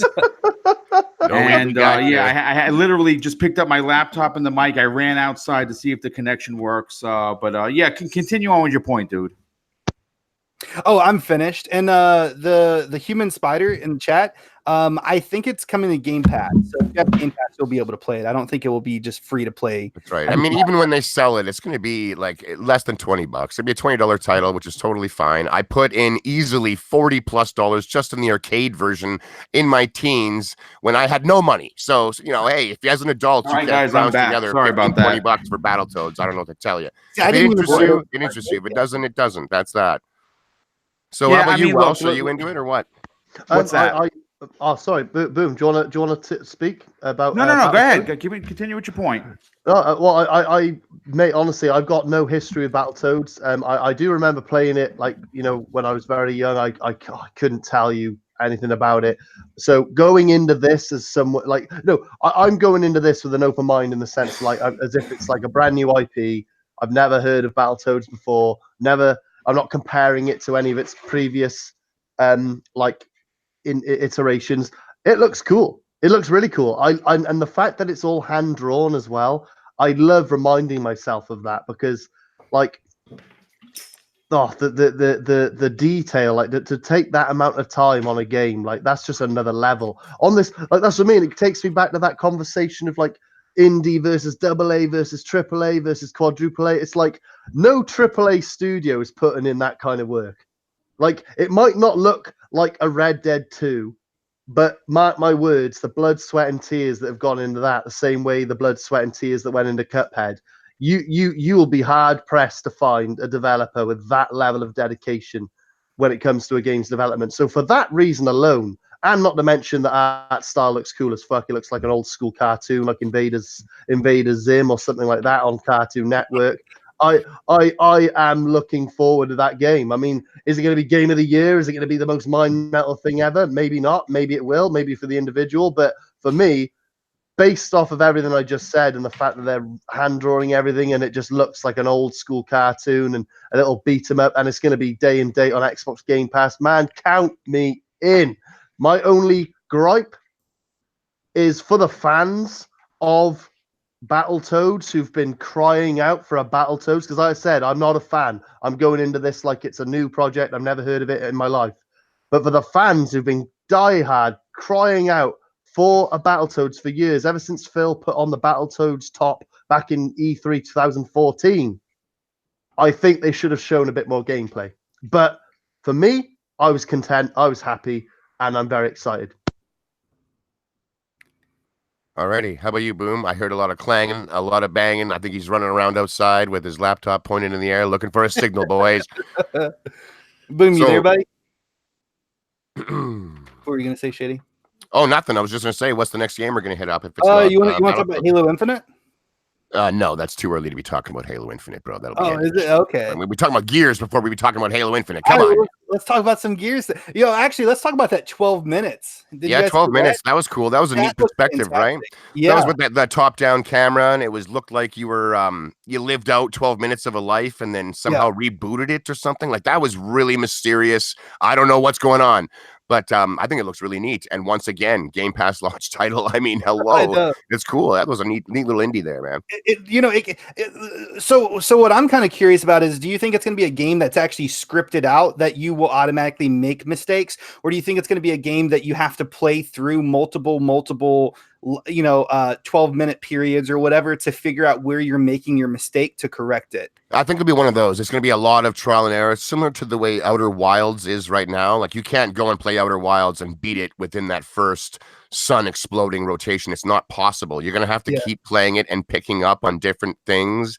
And as you do, I think each time you spawn will end up like you'll take something different from it. Hey, gentlemen, I'm back. I'm sorry about that. Oh, it's all good, Boom. We got you. 12 minutes.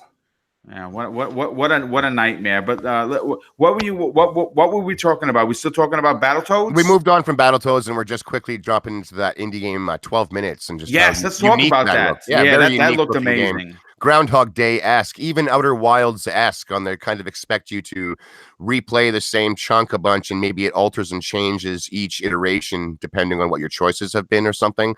It looks really interesting, that's for sure. And with Game Pass there to bring it to the masses, man, I'm in line waiting. I can't wait. Yeah, I absolutely love games like that. I mean, that's just that, like those types of games with like that interesting gameplay that you really don't see all that often is just like my bread and butter. I'm super excited for it. And that one guy kept coming to the door. I don't know if that was a police officer or if it's somebody that's trying to kill your wife for like revenge of her killing potentially or possibly killing her husband. I don't know, but that game really, really got my attention, and I love the top-down view as well. That was cool. What do you think, man? What's cool though is 12 minutes is the third and final installment of the trilogy. You had 10 minutes, which came out in 2010.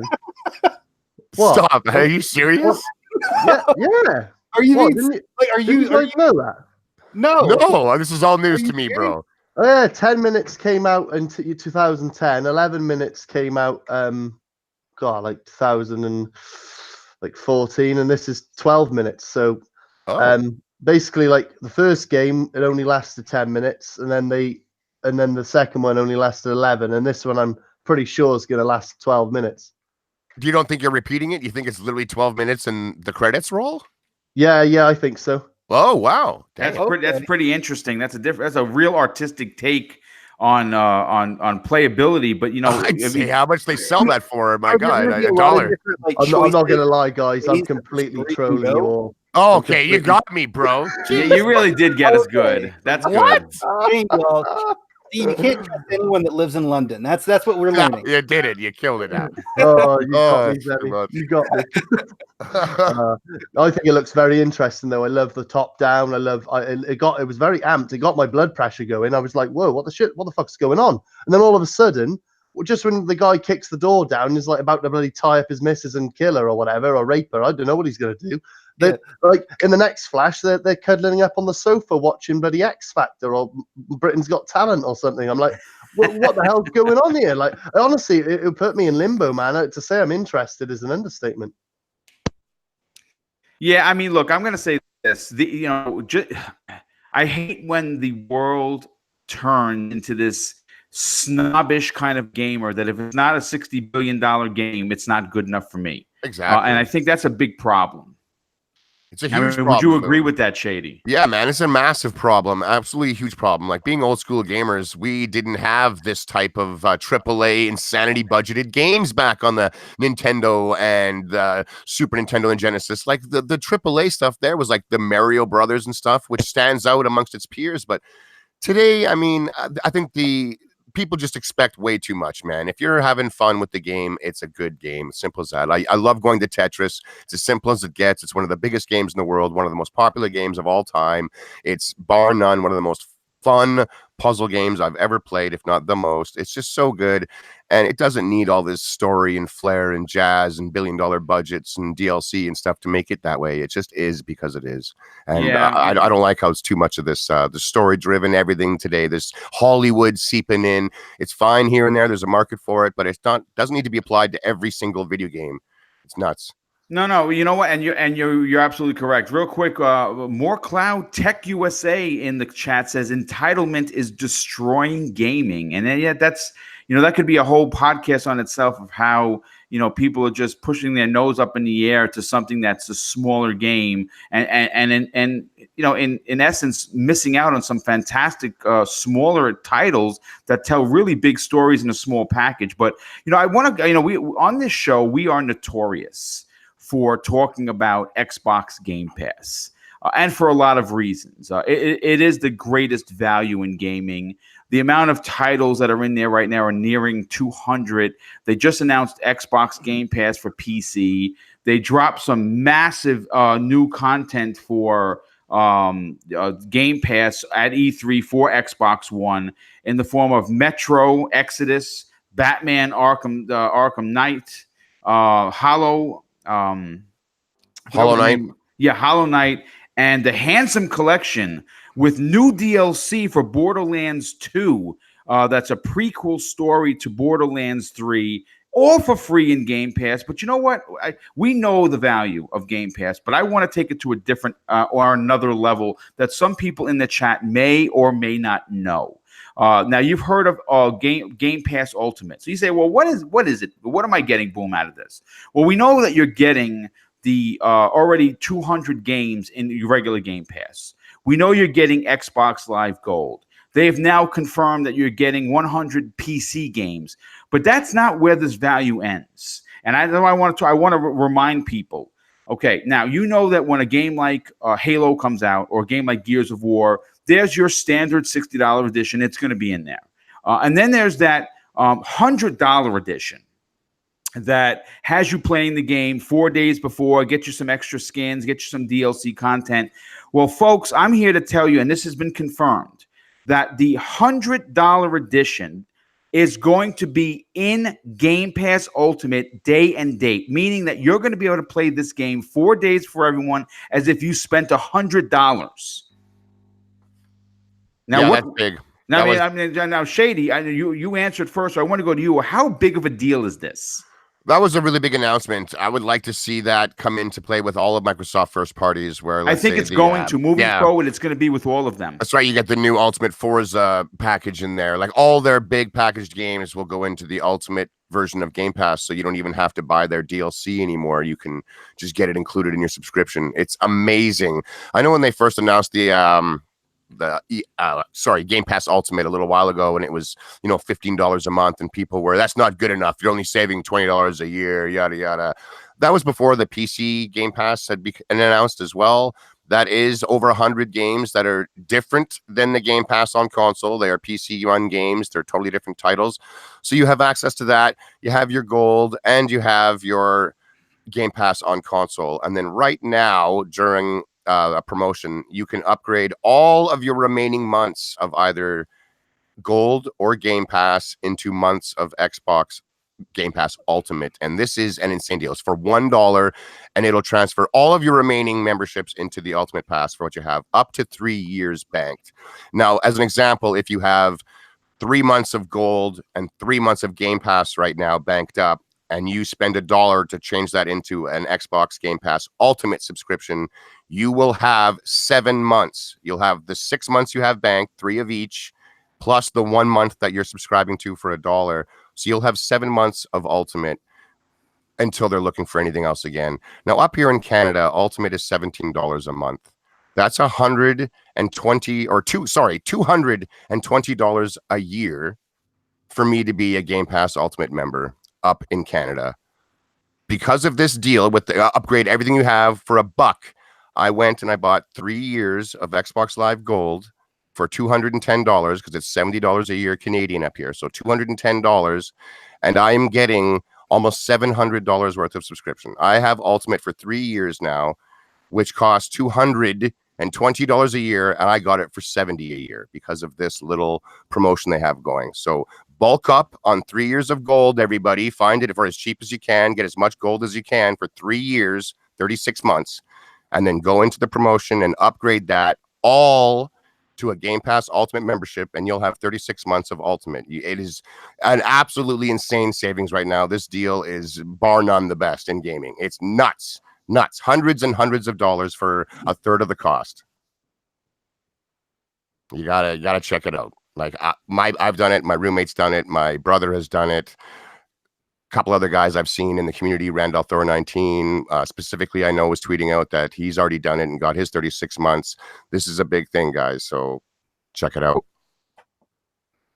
Yeah, I mean, and another thing too, though, is they also just recently announced Game Pass for PC, and then obviously you can, if you just had a PC and you didn't play Xbox, which is probably not very many people that are watching this podcast, but if you were like that, you could pay $10 a month and just get Game Pass for the PC, or you could pay the $15 and get Game Pass Ultimate that will give you Xbox Live, Game Pass for the Xbox, and Game Pass for the PC. But one really cool thing about Game Pass for the PC is there is actually quite a few games. Well, I think there's, I I think there's at least 4 of them that I saw because I was actually looking it up last night.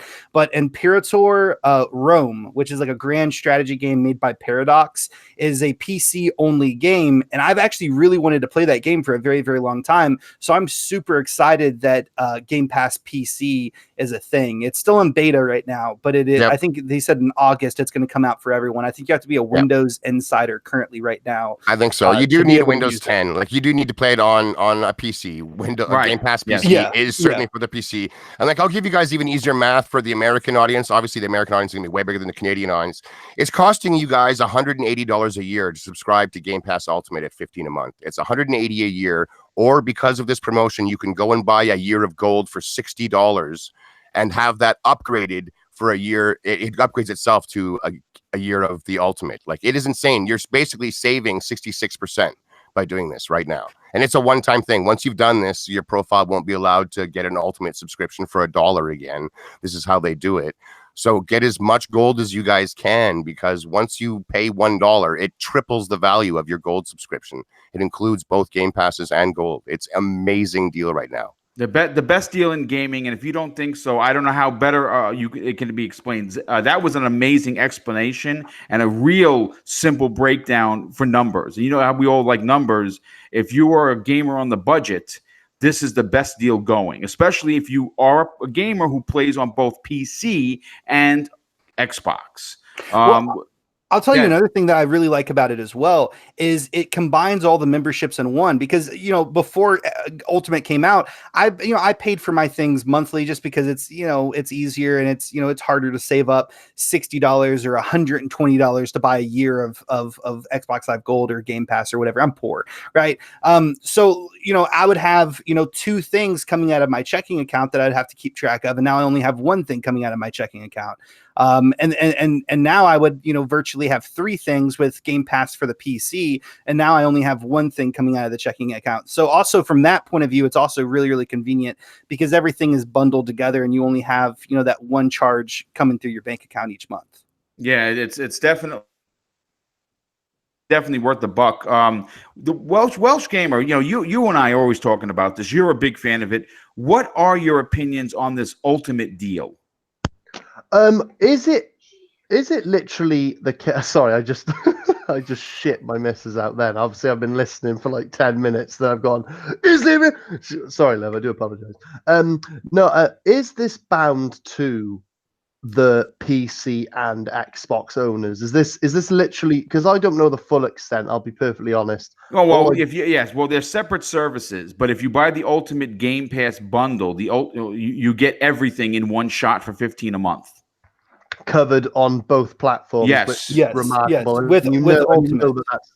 With Ultimate, yeah. Yes. So that's remarkable. If you are a PC owner and a console owner, and obviously you're investing in the future of Xbox with regards to like the xCloud, being able to access these things on multiple devices. To be honest, I do think before you know it, a lot of people will be getting this Ultimate deal, having live Game Pass and the ability to traverse across devices with ultimate ease and accessibility. I wouldn't be surprised if they just phase out the Game Pass, the original Game Pass subscription eventually, and everyone just ends up with Ultimate, because, well, why would you get anything less? Like it's not far off the original price, and you're getting far more to offer. But no, I think it's cool, man. The Game Pass in itself is just such a great service. It's the gift that keeps on giving.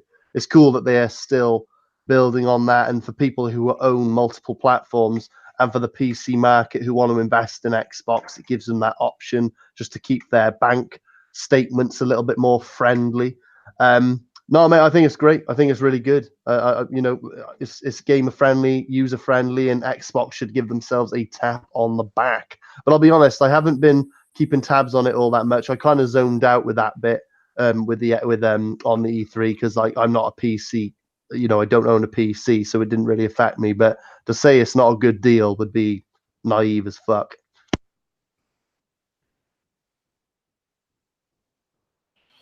I think we lost him again. Oh, poor Mr. Boom. Poor Mr. Boom. Yeah.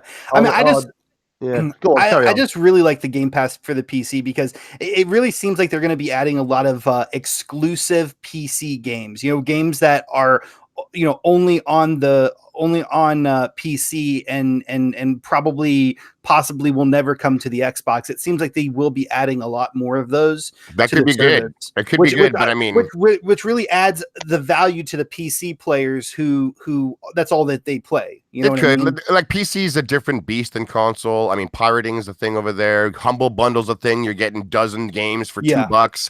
Mhm. PC, like as much as they have a lot of quote unquote exclusive games, to be able to just rattle off everyone's huge, everyone can't stop talking about this PC. They're few and far between, to be honest. There's a lot of games out there. There's some gems, but the huge standout exclusive PC only titles, there isn't that many of them that everyone's diving all over. So we'll see how that goes. I'm interested in it, but we'll see. Say this: it should be interesting, but the way that you have to look at this is you know how Microsoft talks about inclusive, right? They want everyone to be able to game, right? They want you to be able to game where you want, how you want. And now with this price point, they're telling people for $15 a month, you can have all of these games plus all of our first party ultimate editions. This has never been done before in gaming, and they do not get enough credit for this service, nor this new one announced.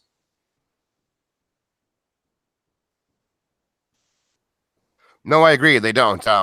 Alana Pierce, she used to work at IGN. She's actually now over at Inside Gaming and Funhouse on IGN. Mm-hmm. She just tweeted out that she thinks that is one of, if not the best deal in gaming today as well, and that the people, the community, the media, everyone, they just don't give Microsoft the respect that they deserve for having such forward-thinking, consumer first and friendly services on offer here. Everyone's so concerned with how much money Microsoft might not be making. How are they making money giving it away for $1 a month? I don't give They're a definitely damn. making money. They're making money somehow. They're making a lot of it. I don't care how much money they're making or how much they're not. I'm getting more games than I've ever got for less money than I've ever spent. Period. Yeah. Done. And they need to be applauded for this. I don't care about $1 trillion company's pocketbook. I care about my pocketbook, and my pocketbook isn't being tapped as much as it used to be. So bravo, Microsoft. I agree with Alana Pierce. I shared out her tweet, and I also loved how she was insanely hyped for Wolfenstein and Doom, which got me hyped. She went up in the cool books with that one. But yeah, man, she says Microsoft needs more respect and more basically, they need to be held high for this kind of stuff. Other companies don't do this. Microsoft is very forward-thinking and very consumer-friendly at the moment. They need to be recognized as doing that. Yeah, no, I don't think they do get enough respect for it. But I want to segue because we opened up this topic with Gears, and I want to talk about what was shown. And I have to be honest, okay? Last year they showed what seemed to be, a CG movie, right? I was expecting gameplay. We did see a new mode, which looks absolutely amazing. But I want to talk about Gears 5. Was anybody in the same camp as me that we didn't see some actual gameplay? Yes. I think we are, though, like soon. Well, you know what? Like we'll start off with Zemi. Talk about it, Zemi. I mean, I'm in the same exact boat. I don't know what to think about the game until I see gameplay. There's been a lot of rumors and a lot of talk about how the game's going to be open world. I don't really 100% know how I feel about that. It's a huge change for the franchise, and it may work and it may not. And I won't know how I truly feel about it until I actually see the gameplay. So it was a little bit of a letdown in that sense. I kind of really hoped that we would see some gameplay. But I think that they said that later on this week or in July or something like that. I think they also mentioned like some esports players. We would be able to see some live gameplay with esports players playing the game or something. Yeah, in July. They're gonna have a showing in July and in August. Yeah. IGN has gameplay up right now for the last 24 hours, by the way. Do they? Okay. Well, It's not campaign gameplay. It's that new. It's a new mode. It's escape. Okay. Yeah, the escape mode. The escape mode, though, looks really, really good. It looks really interesting, and I'm really happy that they're mixing it up and they're adding new things to the game. And that Terminator character, That was Oh a my nice God. tie-in. That was a nice movie Oh tie-in. my Cool. God. I love the Terminator, like Terminator 2 for life, right? And I think that they're actually giving the Terminator character skin to anyone that has Xbox Game Pass Ultimate. I believe, if I'm not mistaken. It's actually anyone who pre-orders it or just plays it in the first week. Oh, is it? Okay. Yep. Yes. Yeah, so I'm pretty excited about it, but I'm gonna have to go and check out that gameplay before I 100% know. All right. I mean, I'm sure it's going to look absolutely amazing. Welsh Gamer, you're a big fan of the Gears franchise. Oh, yeah. Besides the fact that the value is going into Game Pass, were you like me disappointed that you didn't see actual gameplay? Because you see, I've been calling for this open world for years, and we know that we're getting it. It's E3. This is the E3 they need to come out big, especially with Gears. Okay, we know the multiplayer is going to be good. We know that for a fact. But I wanted to see something with the open world. I'm not going to sit here and lie to you and say that I wasn't disappointed. I'm still excited for Gears. I'm going to play the hell out of that game. I'm probably because I beat all of them multiple times, and that's going to be the same thing here. But were you like me disappointed, or you're looking at it at a different angle? Oh no, I'm right there with you, man. That's about the biggest. But honestly, if I had to really pull one solid disappointment from the whole of that conference, it would be the fact that they've shown very little indeed of Gears 5. I mean, that game's been in development a few years now, and we've been teased all these different elements of how they're changing the single player and evolving it and making it their own. And of course, as you know, Boom, specifically on all the episodes I've mentioned on the Xbox Factor previously, I wanted to see that shit for myself. I mean, the game's coming out this year. Like, I really was. If I was a betting man, I would have put money on them showing at least like maybe a 10-minute slot of like the campaign, like maybe like they did with Gears 4, like back in the day. Like they had like a 15-minute sequence of JD like shooting up one of those like massive lobster creatures, and then he went to get chainsawed, and then it cut out, and then it just said Gears 4. Something like that would have been decent. They did show later that evening. I did a live reaction on my channel over at Mixer. Rod Ferguson and 3 esports players did a live demonstration of the escape mode, and that gave you a real taste of the character models, the graphics, the gameplay. Looked absolutely stunning. That new escape mode looks really cool. It's like you basically definitely something different. Oh, mate, absolutely. I mean, like in terms of a separate discussion, Chloe, shut up! Fucking hell, sorry, my dogs do my fucking head in. Sorry, guys, but no. If on a separate entity, when we're talking the multiplayer, that escape mode looked absolutely brilliant. But if you're asking me, am I disappointed that they didn't show some campaign? Mark my words, I'm with you all the way there. I keep it real. I keep it 100% honest. They dropped the ball there, if you ask me. That trailer of Kate up close in her face and stuff, I thought was really cool. That would have been perfect if that was like a little like opener to like some gameplay. Yes. But the fact that it just stopped at the end of her like 3-minute like mad like facial expressions, I was just like, wait, that's all they're showing? And then they shown the escape trailer, like with the music. The music was class and everything, but I was just like, no, they're gonna show some gameplay. And then next thing you know, they were on to the next game after Gears. I was like, wait a minute, they're not showing gameplay. I was like, what the what the hell? Yeah. I was like, no. I agree. I absolutely agree. I did feel a little bit let down on that front. I will be honest. Like, keeping it 100, I would have liked to have seen gameplay for sure on the campaign front. I mean, because the escape gameplay looks absolutely incredible. If no one's seen it already, Christ, go over to my channel. I did a live reaction of it when it went live on Mixer. But if you want better quality altogether, I could just be a shameless plugger. Go over to IGN or any one of these other outlets and go see one with better quality. But it looks absolutely incredible. 3-player multiplayer with your mates. That looks outstanding. On that front, they over-delivered. But in terms of the single player, I did feel a little let down. Okay, that makes sense. And Shady, why don't you close out this big Gears topic? Were you like us? Did you feel slightly disappointed that we didn't see like the in-game open world that we know is coming? No, to be Okay. honest, because right. we get too much, man. I'm not a fan of what E3 used to be doing all of a sudden, which was these elongated 10, 12-minute, let's play an entire level in front of the audience. I'm going to play that level myself. I don't want to watch, in my opinion, a subpar gamer play it in front of me either. I'm not going to replay that stuff. I want a nicely cut trailer that has hot music, cool scenes, a couple teases as to what you're going to be, different locations, just a trailer like we get for movies. I don't want to watch the movie before I go to the theater to see the movie. Don't give everything away. And I find that's what a lot of these hands-on gameplay things do when they're up on the E3 stage. I don't think they belong on the E3 stage. I also want to say E3 for me isn't just one conference and it's over. It's a week long. There's a week of stuff already. As soon as the Xbox event went off air, you could have gone and looked for Gears of War 5 gameplay, not campaign gameplay. We saw snippets of that last year at E3 with Kate rappelling down into a cave, with her on her little skiff out in the open sandbox area in the snow, with her swinging her melee weapon, chopping shit down. We've seen a couple entrances of the enemies we're going to fight and the animations that they're going to use. I want to be teased, not spoiled. And too much gameplay spoils stuff, especially when it's the campaign. I would like to see a hot gameplay trailer of the campaign, but there's also an Inside Xbox today. We still have the remainder of the week. We still have a Gamescom coming up before this game is out. We still have opportunities for, just actual trailers everywhere. To think that we need all this stuff on one stage, I think is too much for me. It's not needed.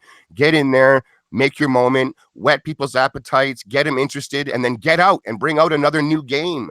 I don't want to watch 12-minute extended playthroughs anymore. I didn't like that. I like my trailers, man. And the trailer that Gears brought this time for that new mode, that escape mode, was hot, baby. We got Crazy Train going down with, Lil Jon and Trick Daddy. Trick love the kids. I'm telling you right now, that trailer was hot, and I'll be watching it like 50 times before the game comes out.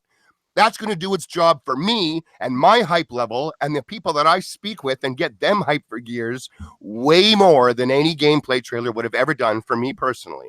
So I'm glad that they didn't show that up there. Let us go and dig. Let us go and look. Let us want more. The game isn't out yet. And my God, this goes for Halo especially. That game's over a year and a half away. We don't need gameplay. We got to see what the game was going to look like. Real world Halo is coming. I'm so excited. I don't want to be spoiled, peeps. Just give me some teases here. The game's going to come out. We're going to have it in Game Pass. We're all going to get our hands on it. The barrier to entry is low. Like, we just got to calm down. You can be bummed. People can be bummed that they didn't see some campaign stuff, this or that. That's totally fine. But, man, as a gamer, I was just hyped to see Gears. I can't wait to see more Gears. And I was hyped that they were not announced just one beta, which is like July 17th, Gears multiplayer beta. August 19th, Gears Horde beta. Bring it on, baby. Yeah. You're right. Co-op. Like, I'm so hyped, dude. It's unfortunate that you guys didn't get what you wanted, but like, I think that they delivered and they got people asking questions and wanting more. Job done. Yeah, no, you're absolutely right. And listen, what I want to do is, first of all, I have to thank JD Gamer for another outstanding $10 super chat. The generosity, dude, has just been crazy. He asks, there were a lot of people that said that Halo should have been showing gameplay over a year from release. The same people said MS could just show an extended trailer, but they'd be happy, and now they're not. That's a really great point, JD. That's actually a really fantastic point. It is. As a community, man, we've had a lot of very loud individuals screaming, I don't care if it's just a splash screen, a CGI trailer, let me see something. And hey, this is what we get. This is it. You saw stuff. Like, come on. We can't have it every single way under the sun. Have your cake, eat it too. All those stupid sayings. Just relax. If you're a gamer, this was an exciting time. It was. And of course, this is his generosity continues with an additional outstanding $10 super chat. JD, I don't even know what to say, but thank you. He says, MS can't win. Show gameplay equal bad. Show trailer equal bad. Meanwhile, Sony shows trailers for years and no one says a thing. I'm glad they didn't have a non-gamer trying to play the game on stage again. Now, of course, that would have been devastating. But you know what, JD, you talked about Halo. It is the big elephant in the room, and we have to talk about it. Okay, now it's true. There was no gameplay trailer, but we also have to remember that holiday 2020, which Halo is going to launch with the Anaconda or the Scarlet, whatever they're going to call it, is still 18 months away. Okay, and I don't know if they have any gameplay ready. I'm going to say that on what he said and what everyone on the panel has said, it does make sense. I was excited that we got to see freaking Master Chief, and I'm going to tell you this: when he dropped out of that harness and he hit I felt it. I felt the weight of his armor. And you know what? I'm going to be honest with you. When he put the chip in, I thought he was going to kill that dude. Thank God he didn't, because if they would have made the Master Chief into a bad Friday guy. the 13th killer, I would have been devastated. I like how the Chief, he looked more swole, more jacked. He just looked thicker in that armor. I like the new look of the armor. It's like an old aesthetic, but his body shape has been somewhat adjusted. Yes, he's more not as modern, long. I think. Yeah, like he looks like he's like a ripped dude under there, and I like the look of that. I loved the skin tone on the Marine. Like everything about this is real world graphics, if you will, quote unquote real world Halo. Before, it has always had almost a cartoony color aesthetic. Things were very bright. Yes. It wasn't trying to go for the most realistic skin tone and textures on everything while you played. Halo 5 was getting close. It was starting to rub shoulders with the reality looking games, but it was still video gamey. This looks totally different. If Master Chief wasn't in this and you didn't tell me it was Halo, I wouldn't have known that's how different of a look this game is going to bring, and that excites me more than anything else. People are upset that it wasn't enough story, or there wasn't, again, gameplay in your face. I would have loved to see what an Elite or a Jackal looks like with this graphic scheme, as much as the next guy, of course. But like you said, this is 18 months off. We basically got a confirmed release window for the next gen Xbox and Halo, which is holiday, not after Christmas, before Christmas. So I thought that was cool. This is launching day and date with it. It's going to be gritty. I can't wait to see what the Covenant looks like. I can't wait to see the lighting, the alien worlds. And when they were actually during that Project Scarlet hype reel where they had developers and people just talking again, they actually did sneak in a few seconds of Halo Infinite, what looked like gameplay, and it was with the purple and blue lighting, and there was like this purple little alien deer jumped across the screen real quick. That's Halo, people. They've already showed that in the last Halo trailer, the reveal for the Slip Space engine. That's what Halo's going to look like. 60 frame, ray traced, buttery smooth, knocking reality's door down. Halo. I expect it to be gritty as hell. I'm so excited. They're going to bring it back to Combat Evolved. That's what they've said. That entire trailer did its job for me and my crew so much. I felt like that dude that plugged in basically the Chief as well. He put in the last ounce of power he had in his life support to bring the Chief back from the dead because he thought his problems were solved.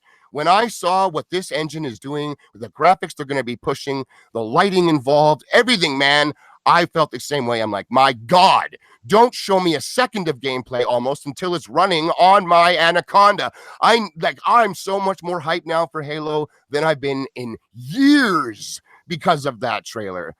I loved it. Yeah, I mean, it was really good. And of course, I want to get the Welsh gamers' take on this. You're a big Halo fan. You're a big Combat Evolved fan. This game looks like it's going to be it's going to be a masterpiece. It's going to be the Halo that we wanted. They've taken all the cues and the failings of 5. They've seen what people thought about 4, and they're taking it in a different direction. What were your takeaways from the trailer? What an absolute emotional roller coaster I went through watching that. I'm not gonna lie, guys. Like even people in the chat, they're probably thinking, "Really? That was epic! It got my blood pumping." I was all like, I went through 100, possibly 100 or so different emotions watching that. That trailer literally took me back in time, threw me forward in time. It brought me ever more into the present, where I was just like, "Oh my God! Like this is happening." Like because the way I see it, since 343 have taken over Halo, they've strived towards their ultimate goal, and obviously they're all, every human soul in that building making that, working on Halo are Halo super fans, probably more so super fans than Bungie was back in the day. I know don't get me wrong, I know a lot of 343 are people from Bungie that come away to work on Halo, but not all of Bungie as a collective were super Halo fans. Every single person in that 343 building are die-hard Halo. They want nothing more than to be the ones that create and push and bring to the forefront the best Halo experience to date. And I think they're onto something, because that trailer, I mean, the Slipspace Engine trailer last year was nothing short of breathtaking, looked gorgeous, gave you a true taste of what the world's going to look like, what the Marines will look like, the setting, the tone. But at the same time, it gave us very little to work with because we weren't sure if it was just a demo or if it was actual gameplay. But this trailer, guys, I can't profess enough. I felt like a kid again. I felt like I'd been thrown back in a time machine and I was my teenager self back in 2007 with that opening scene from Halo 3 when Halo comes crashing down. He's all stiff on the ground. Sergeant Johnson's like, we need to carry him out of here, bring in the heavy gear. And you have Cortana narrating in the background like, I picked you, we were always meant to be, and all the music, like, da-na-na-na, all the shit. Honestly, that trailer, from the music, the art style, the armor. Oh my fucking sweet baby Jeebus, that armor. Sorry. But literally, the armor, honestly, what a throwback. I mean, someone get Welsh to tell. I've already got one. I've got one laid over my lap. Dude, honestly, this game, you can just tell that 343 have done everything in their graspable power and everything within their reach to bring the most perfect experience. And by that, I mean, whether you are an old cat Halo fan who loved the original trilogy, the original Bungie work, or you're one of these people who prefer Halo 4 and 5 and you never really played the original stuff. Maybe you're a Reach fan. Maybe you like a bit of Halo Wars. I don't know. My point is, whoever you are, 343, I think, have got you covered. Yeah, no, I absolutely agree. I think that they are going to go out of their way to make this the best Halo game ever released. I think they understand that they made mistakes. Bonnie Ross herself admits to not stumbling. I mean, completely tripping and falling on their face. She admitted it publicly, so they understand what's at stake, so to speak. And I'm glad that you enjoyed it that much. And I really enjoyed the trailer. I thought there was, like you said, a tremendous amount of emotion in a trailer that lasted, I don't know, 5 or 6 minutes, whatever it was. And when they show him after he jumps out of the door, they show him walking and looking. I think that was the way you traverse the open world. You're gonna pick a world and you're gonna go to, kind of like Destiny-ish. That's what I got out of it. I mean, I don't know. I could be 100% wrong. But Zemi, close out this topic, please, with what your thoughts on for Halo Infinite. Man, I was just super emotional. Like at certain points, I wanted to cry. At certain points, I was clapping my hands and cheering. I mean, it was like an emotional roller coaster, just like Welsh said. I mean, I'm a huge Halo fan, and whenever that pilot like swiped his hand across like the cockpit window, and you just saw Master Chief just sitting there and like just floating, it just gave me chills. I mean, and I mean, it's just like Master Chief, he always gets it bad, he never puts himself in good situations, and I kind of chuckled at that as well. Whenever they let him off of like the little crane or whatever, and he hit the ground and there was that big loud boom. I mean, I just love it. I mean, just detail. I mean, because that armor weighs like a ton. I mean, I absolutely love the trailer. I don't exactly understand what Chief is doing whenever he's opening up the back of the spaceship, and I really hope that pilot got some MRE, had some MREs like in the cockpit, or he's going to have a really bad time. But I think it looks amazing, and I'll even go as far to say that I think that will probably be the opening cinematic scene that we will see at the very beginning of Halo Infinite. And the reason why I say that is because it was kind of the same thing with Halo 4. I'm sorry, Halo, was it Halo 5? Yeah, it was Halo 5 where no, it was Halo 4, my bad. Where Master Chief is getting awakened in Forward Until Yes, Dawn. yes, yes. Yep. You remember that trailer? Absolutely. How that Yes. was the very beginning of the game. He I had think to that's get going off to the be ship. similar with this same trailer, because there's a lot of work and a lot of detail that went into that trailer for that not to be a cinematic in the actual game, I think. But I am so pumped for it. I cannot wait. I really can't. And I really hope they knock it out of the park. I don't know if it's going to be open world.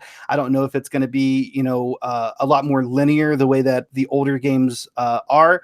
But I'm super excited about it. And his armor looks absolutely fantastic. I love that style. I love how he has the 117 on him again. It looks Yes, absolutely I agree. beautiful. Now I will say, I don't know. I mean, I like all the armor that Master Chief wears. I mean, I liked it whenever he was wearing the darker stuff. I like it whenever he's wearing the lighter stuff. But I'm super pumped for it. I really am. Yeah. And No, I think the trailer, if you weren't excited, I think it got everyone excited. I know that people want to see gameplay. And of course, I would love to see gameplay, but I also have to. Everyone has to understand the game is 18 months away from release. Yeah, it's a so long it is, time. it is a significant amount of time. And you know what? I want to close out today's show with, of course, our ratings of the conference. And I will go first. I was kind of going back and forth. Yesterday when I walked out, I said 8.0. Right, that was my thing. I said they gave enough. As an Xbox fan, I wanted. Listen, I'm not gonna say I'm not disappointed. There was no Killer Instinct. There was no Crimson Skies. There was no Banjo-Kazooie. There was a few things that were left off that I was hoping to really get in this conference, and I didn't get it, and I understand. And so I was a little bit let down with that. But then after watching it a second time, which I did for today's show, and I do for all the shows that I do, I will watch a conference sometimes, usually 3 times. Today, because obviously I'm not at home. I'm on not vacation, on workcation, where I'm trying to put these shows together. I kind of moved it up half a point. So I'm going to walk away with an 8.5 simply because they showed me enough that they told us about the Scarlet, the Xbox Ultimate Game Pass, Halo, Gears, the scary game, the Blair Witch. There was a few other things that were interesting, but I'll start off with So Shady. What was your grade or your rating for E3 2019 for Xbox? Boom, I was almost exactly the same as you when I first ended. I was about an 8.5, and then I started listening to a bunch of podcasters' reactions, and their negativity was dragging me down, man. I do have to admit it. Like, they were upset because they didn't see this, and it wasn't a bombastic that, and no Fable, and like you said, no Killer Instinct, and where's the brand new, never heard of AAA IP that I know I'm gonna love, and there's no chance in hell I won't like it. Like, there was just a lot of bummers out there, to be honest, and I started to lower my own score with it. I'm kind of like, yeah, maybe it's like a 7.7. And then I watched it again last night, and no, it's not a 7.7. I was hyped. I'm a gamer. There's a lot coming, a ton of it in Game Pass, which I'm already a part of. E3 is way more than just one conference for me. It's a week. They brought the fire, man. I'm going back up 8.5. I liked it a lot. As a gamer, I was excited to see what's to come, and they're going to be bringing more. So let's bring it. Let's do it. I loved it. All right. Well, that's what was your rating? I'm back up at an 8.5, dog. Okay, so you're with me 8.5. So let's go over to let's go to Zemi. What was your rating? What was your takeaway from the show? And let's talk about it for a sec. I mean, generally it's positive. I think, I definitely wish that they would have shown other things. I think that's probably going to be the story with most people is, we all had in our mind, like the idea of what we wanted to see. For instance, I really wanted to see a Fable game. I really wanted to see Fable 4 get announced. There was a few other things that I kind of really hoped for, and it didn't get announced. But, ultimately, I think it was a very positive show. They came out, they did what they wanted to do. And I don't know. I mean, I would probably give it like a 7.5 out of 8 or something, or like a 7 or an 8, or a 7.5 or an 8. I can't get my numbers right, but I think in general, I think it was a very positive show. It left a lot of people, I think, wanting more, and I don't think that that's necessarily a bad thing. And another thing to remember too is, everything that a lot of us were hoping for is probably going to happen, but they need to watch out on what they're going to tell us, because there will be another E3 next year, and there's going to be another E3 the year after that probably. And so they still need to keep things to share with us later. They don't want to just throw everything out and then be in a situation similar to Sony where, they're throwing their hands up like, what are we going to show? So I think overall it's a very positive show. Let's keep this in mind, everybody, when you guys in the chat and everyone out there are throwing out 3s, 4s, 5s. Would you have rather had 60 games shown to you and information this year during this E3 week? Or would you have rather had nothing like what Sony brought? Be realistic. This was a good show, especially compared to the competition. It's a 10 compared to Sony's. Done. Like, that's all I got to say about that. No, really, that's a great point. They didn't show up, they get an F. They get it. They get the check mark for absent. And listen, whether you liked it or not, I hope you enjoyed today's show. And I'm gonna and the Welsh gamer who's gonna close it out for us. What was your rating opinion on the Xbox show? What would you give it? Right, this has been so difficult for me because initially at post-show, the moment it ended, I was hovering around the 8.5 to 9 region. And that was only because, and this is the thing, I don't like to allow that, like, my expectations to affect the score. I like to only judge what I've seen, if that makes sense. So my expectations, what I expected to come and what I was hoping to come, is quite irrelevant to my scoring of the show, because Xbox can't be held accountable for not providing what my child-minded brain wanted. That's like me going, I want them to make a game about a rainbow that kills people, and then they don't have a game about a rainbow that kills people, so I give it a 2 out of 10. That's, it's ridiculous. But with that said, one of my expectations, quote, that I thought was quite realistic, I was really hoping something of, and that was Playground Games. I wanted to see what they were working on in terms of their new RPG, because it has been confirmed they're working on an open world RPG. They've been working on it for the best part of a year now.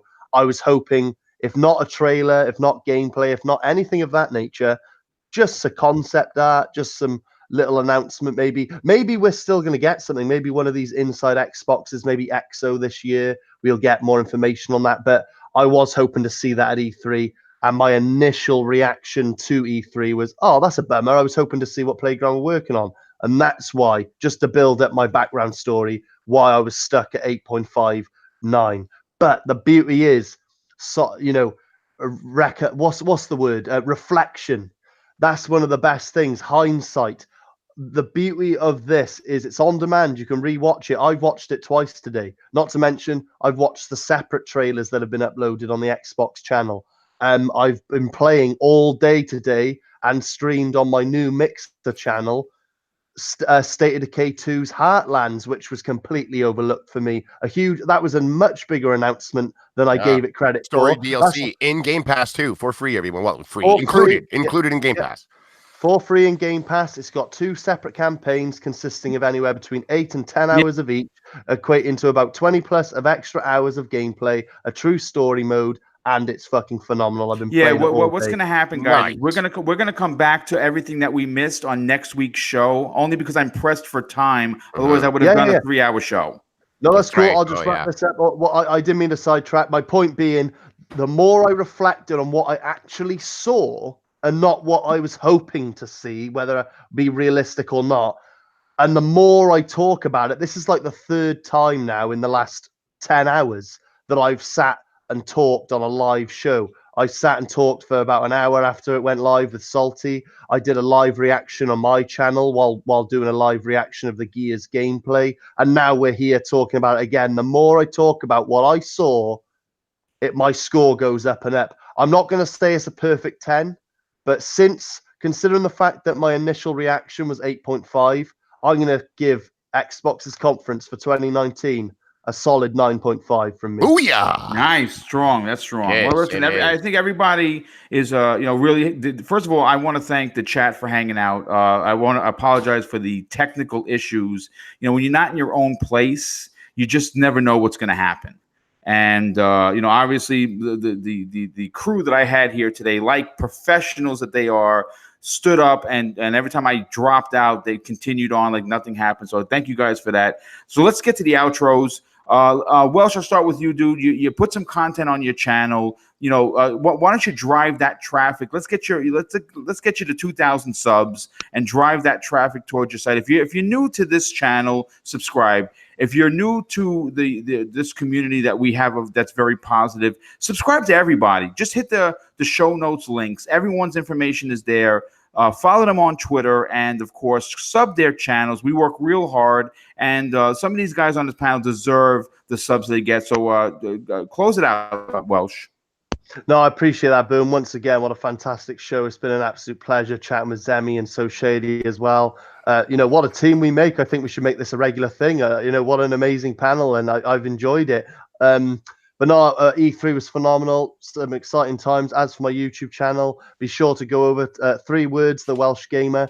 I'm going to be doing a hell of a lot more video. I've been doing videos over the last 24 hours covering E3. And I'm going to be doing more reacting to each of the trailers. And as of today, I started my new Mixer channel. Nice. The Welsh Game. Oh man, my debut was State of Decay 2's Heartlands. I've been playing it all day on Mixer, and I'm going to probably continue later tonight after the Ubisoft conference. Sweet.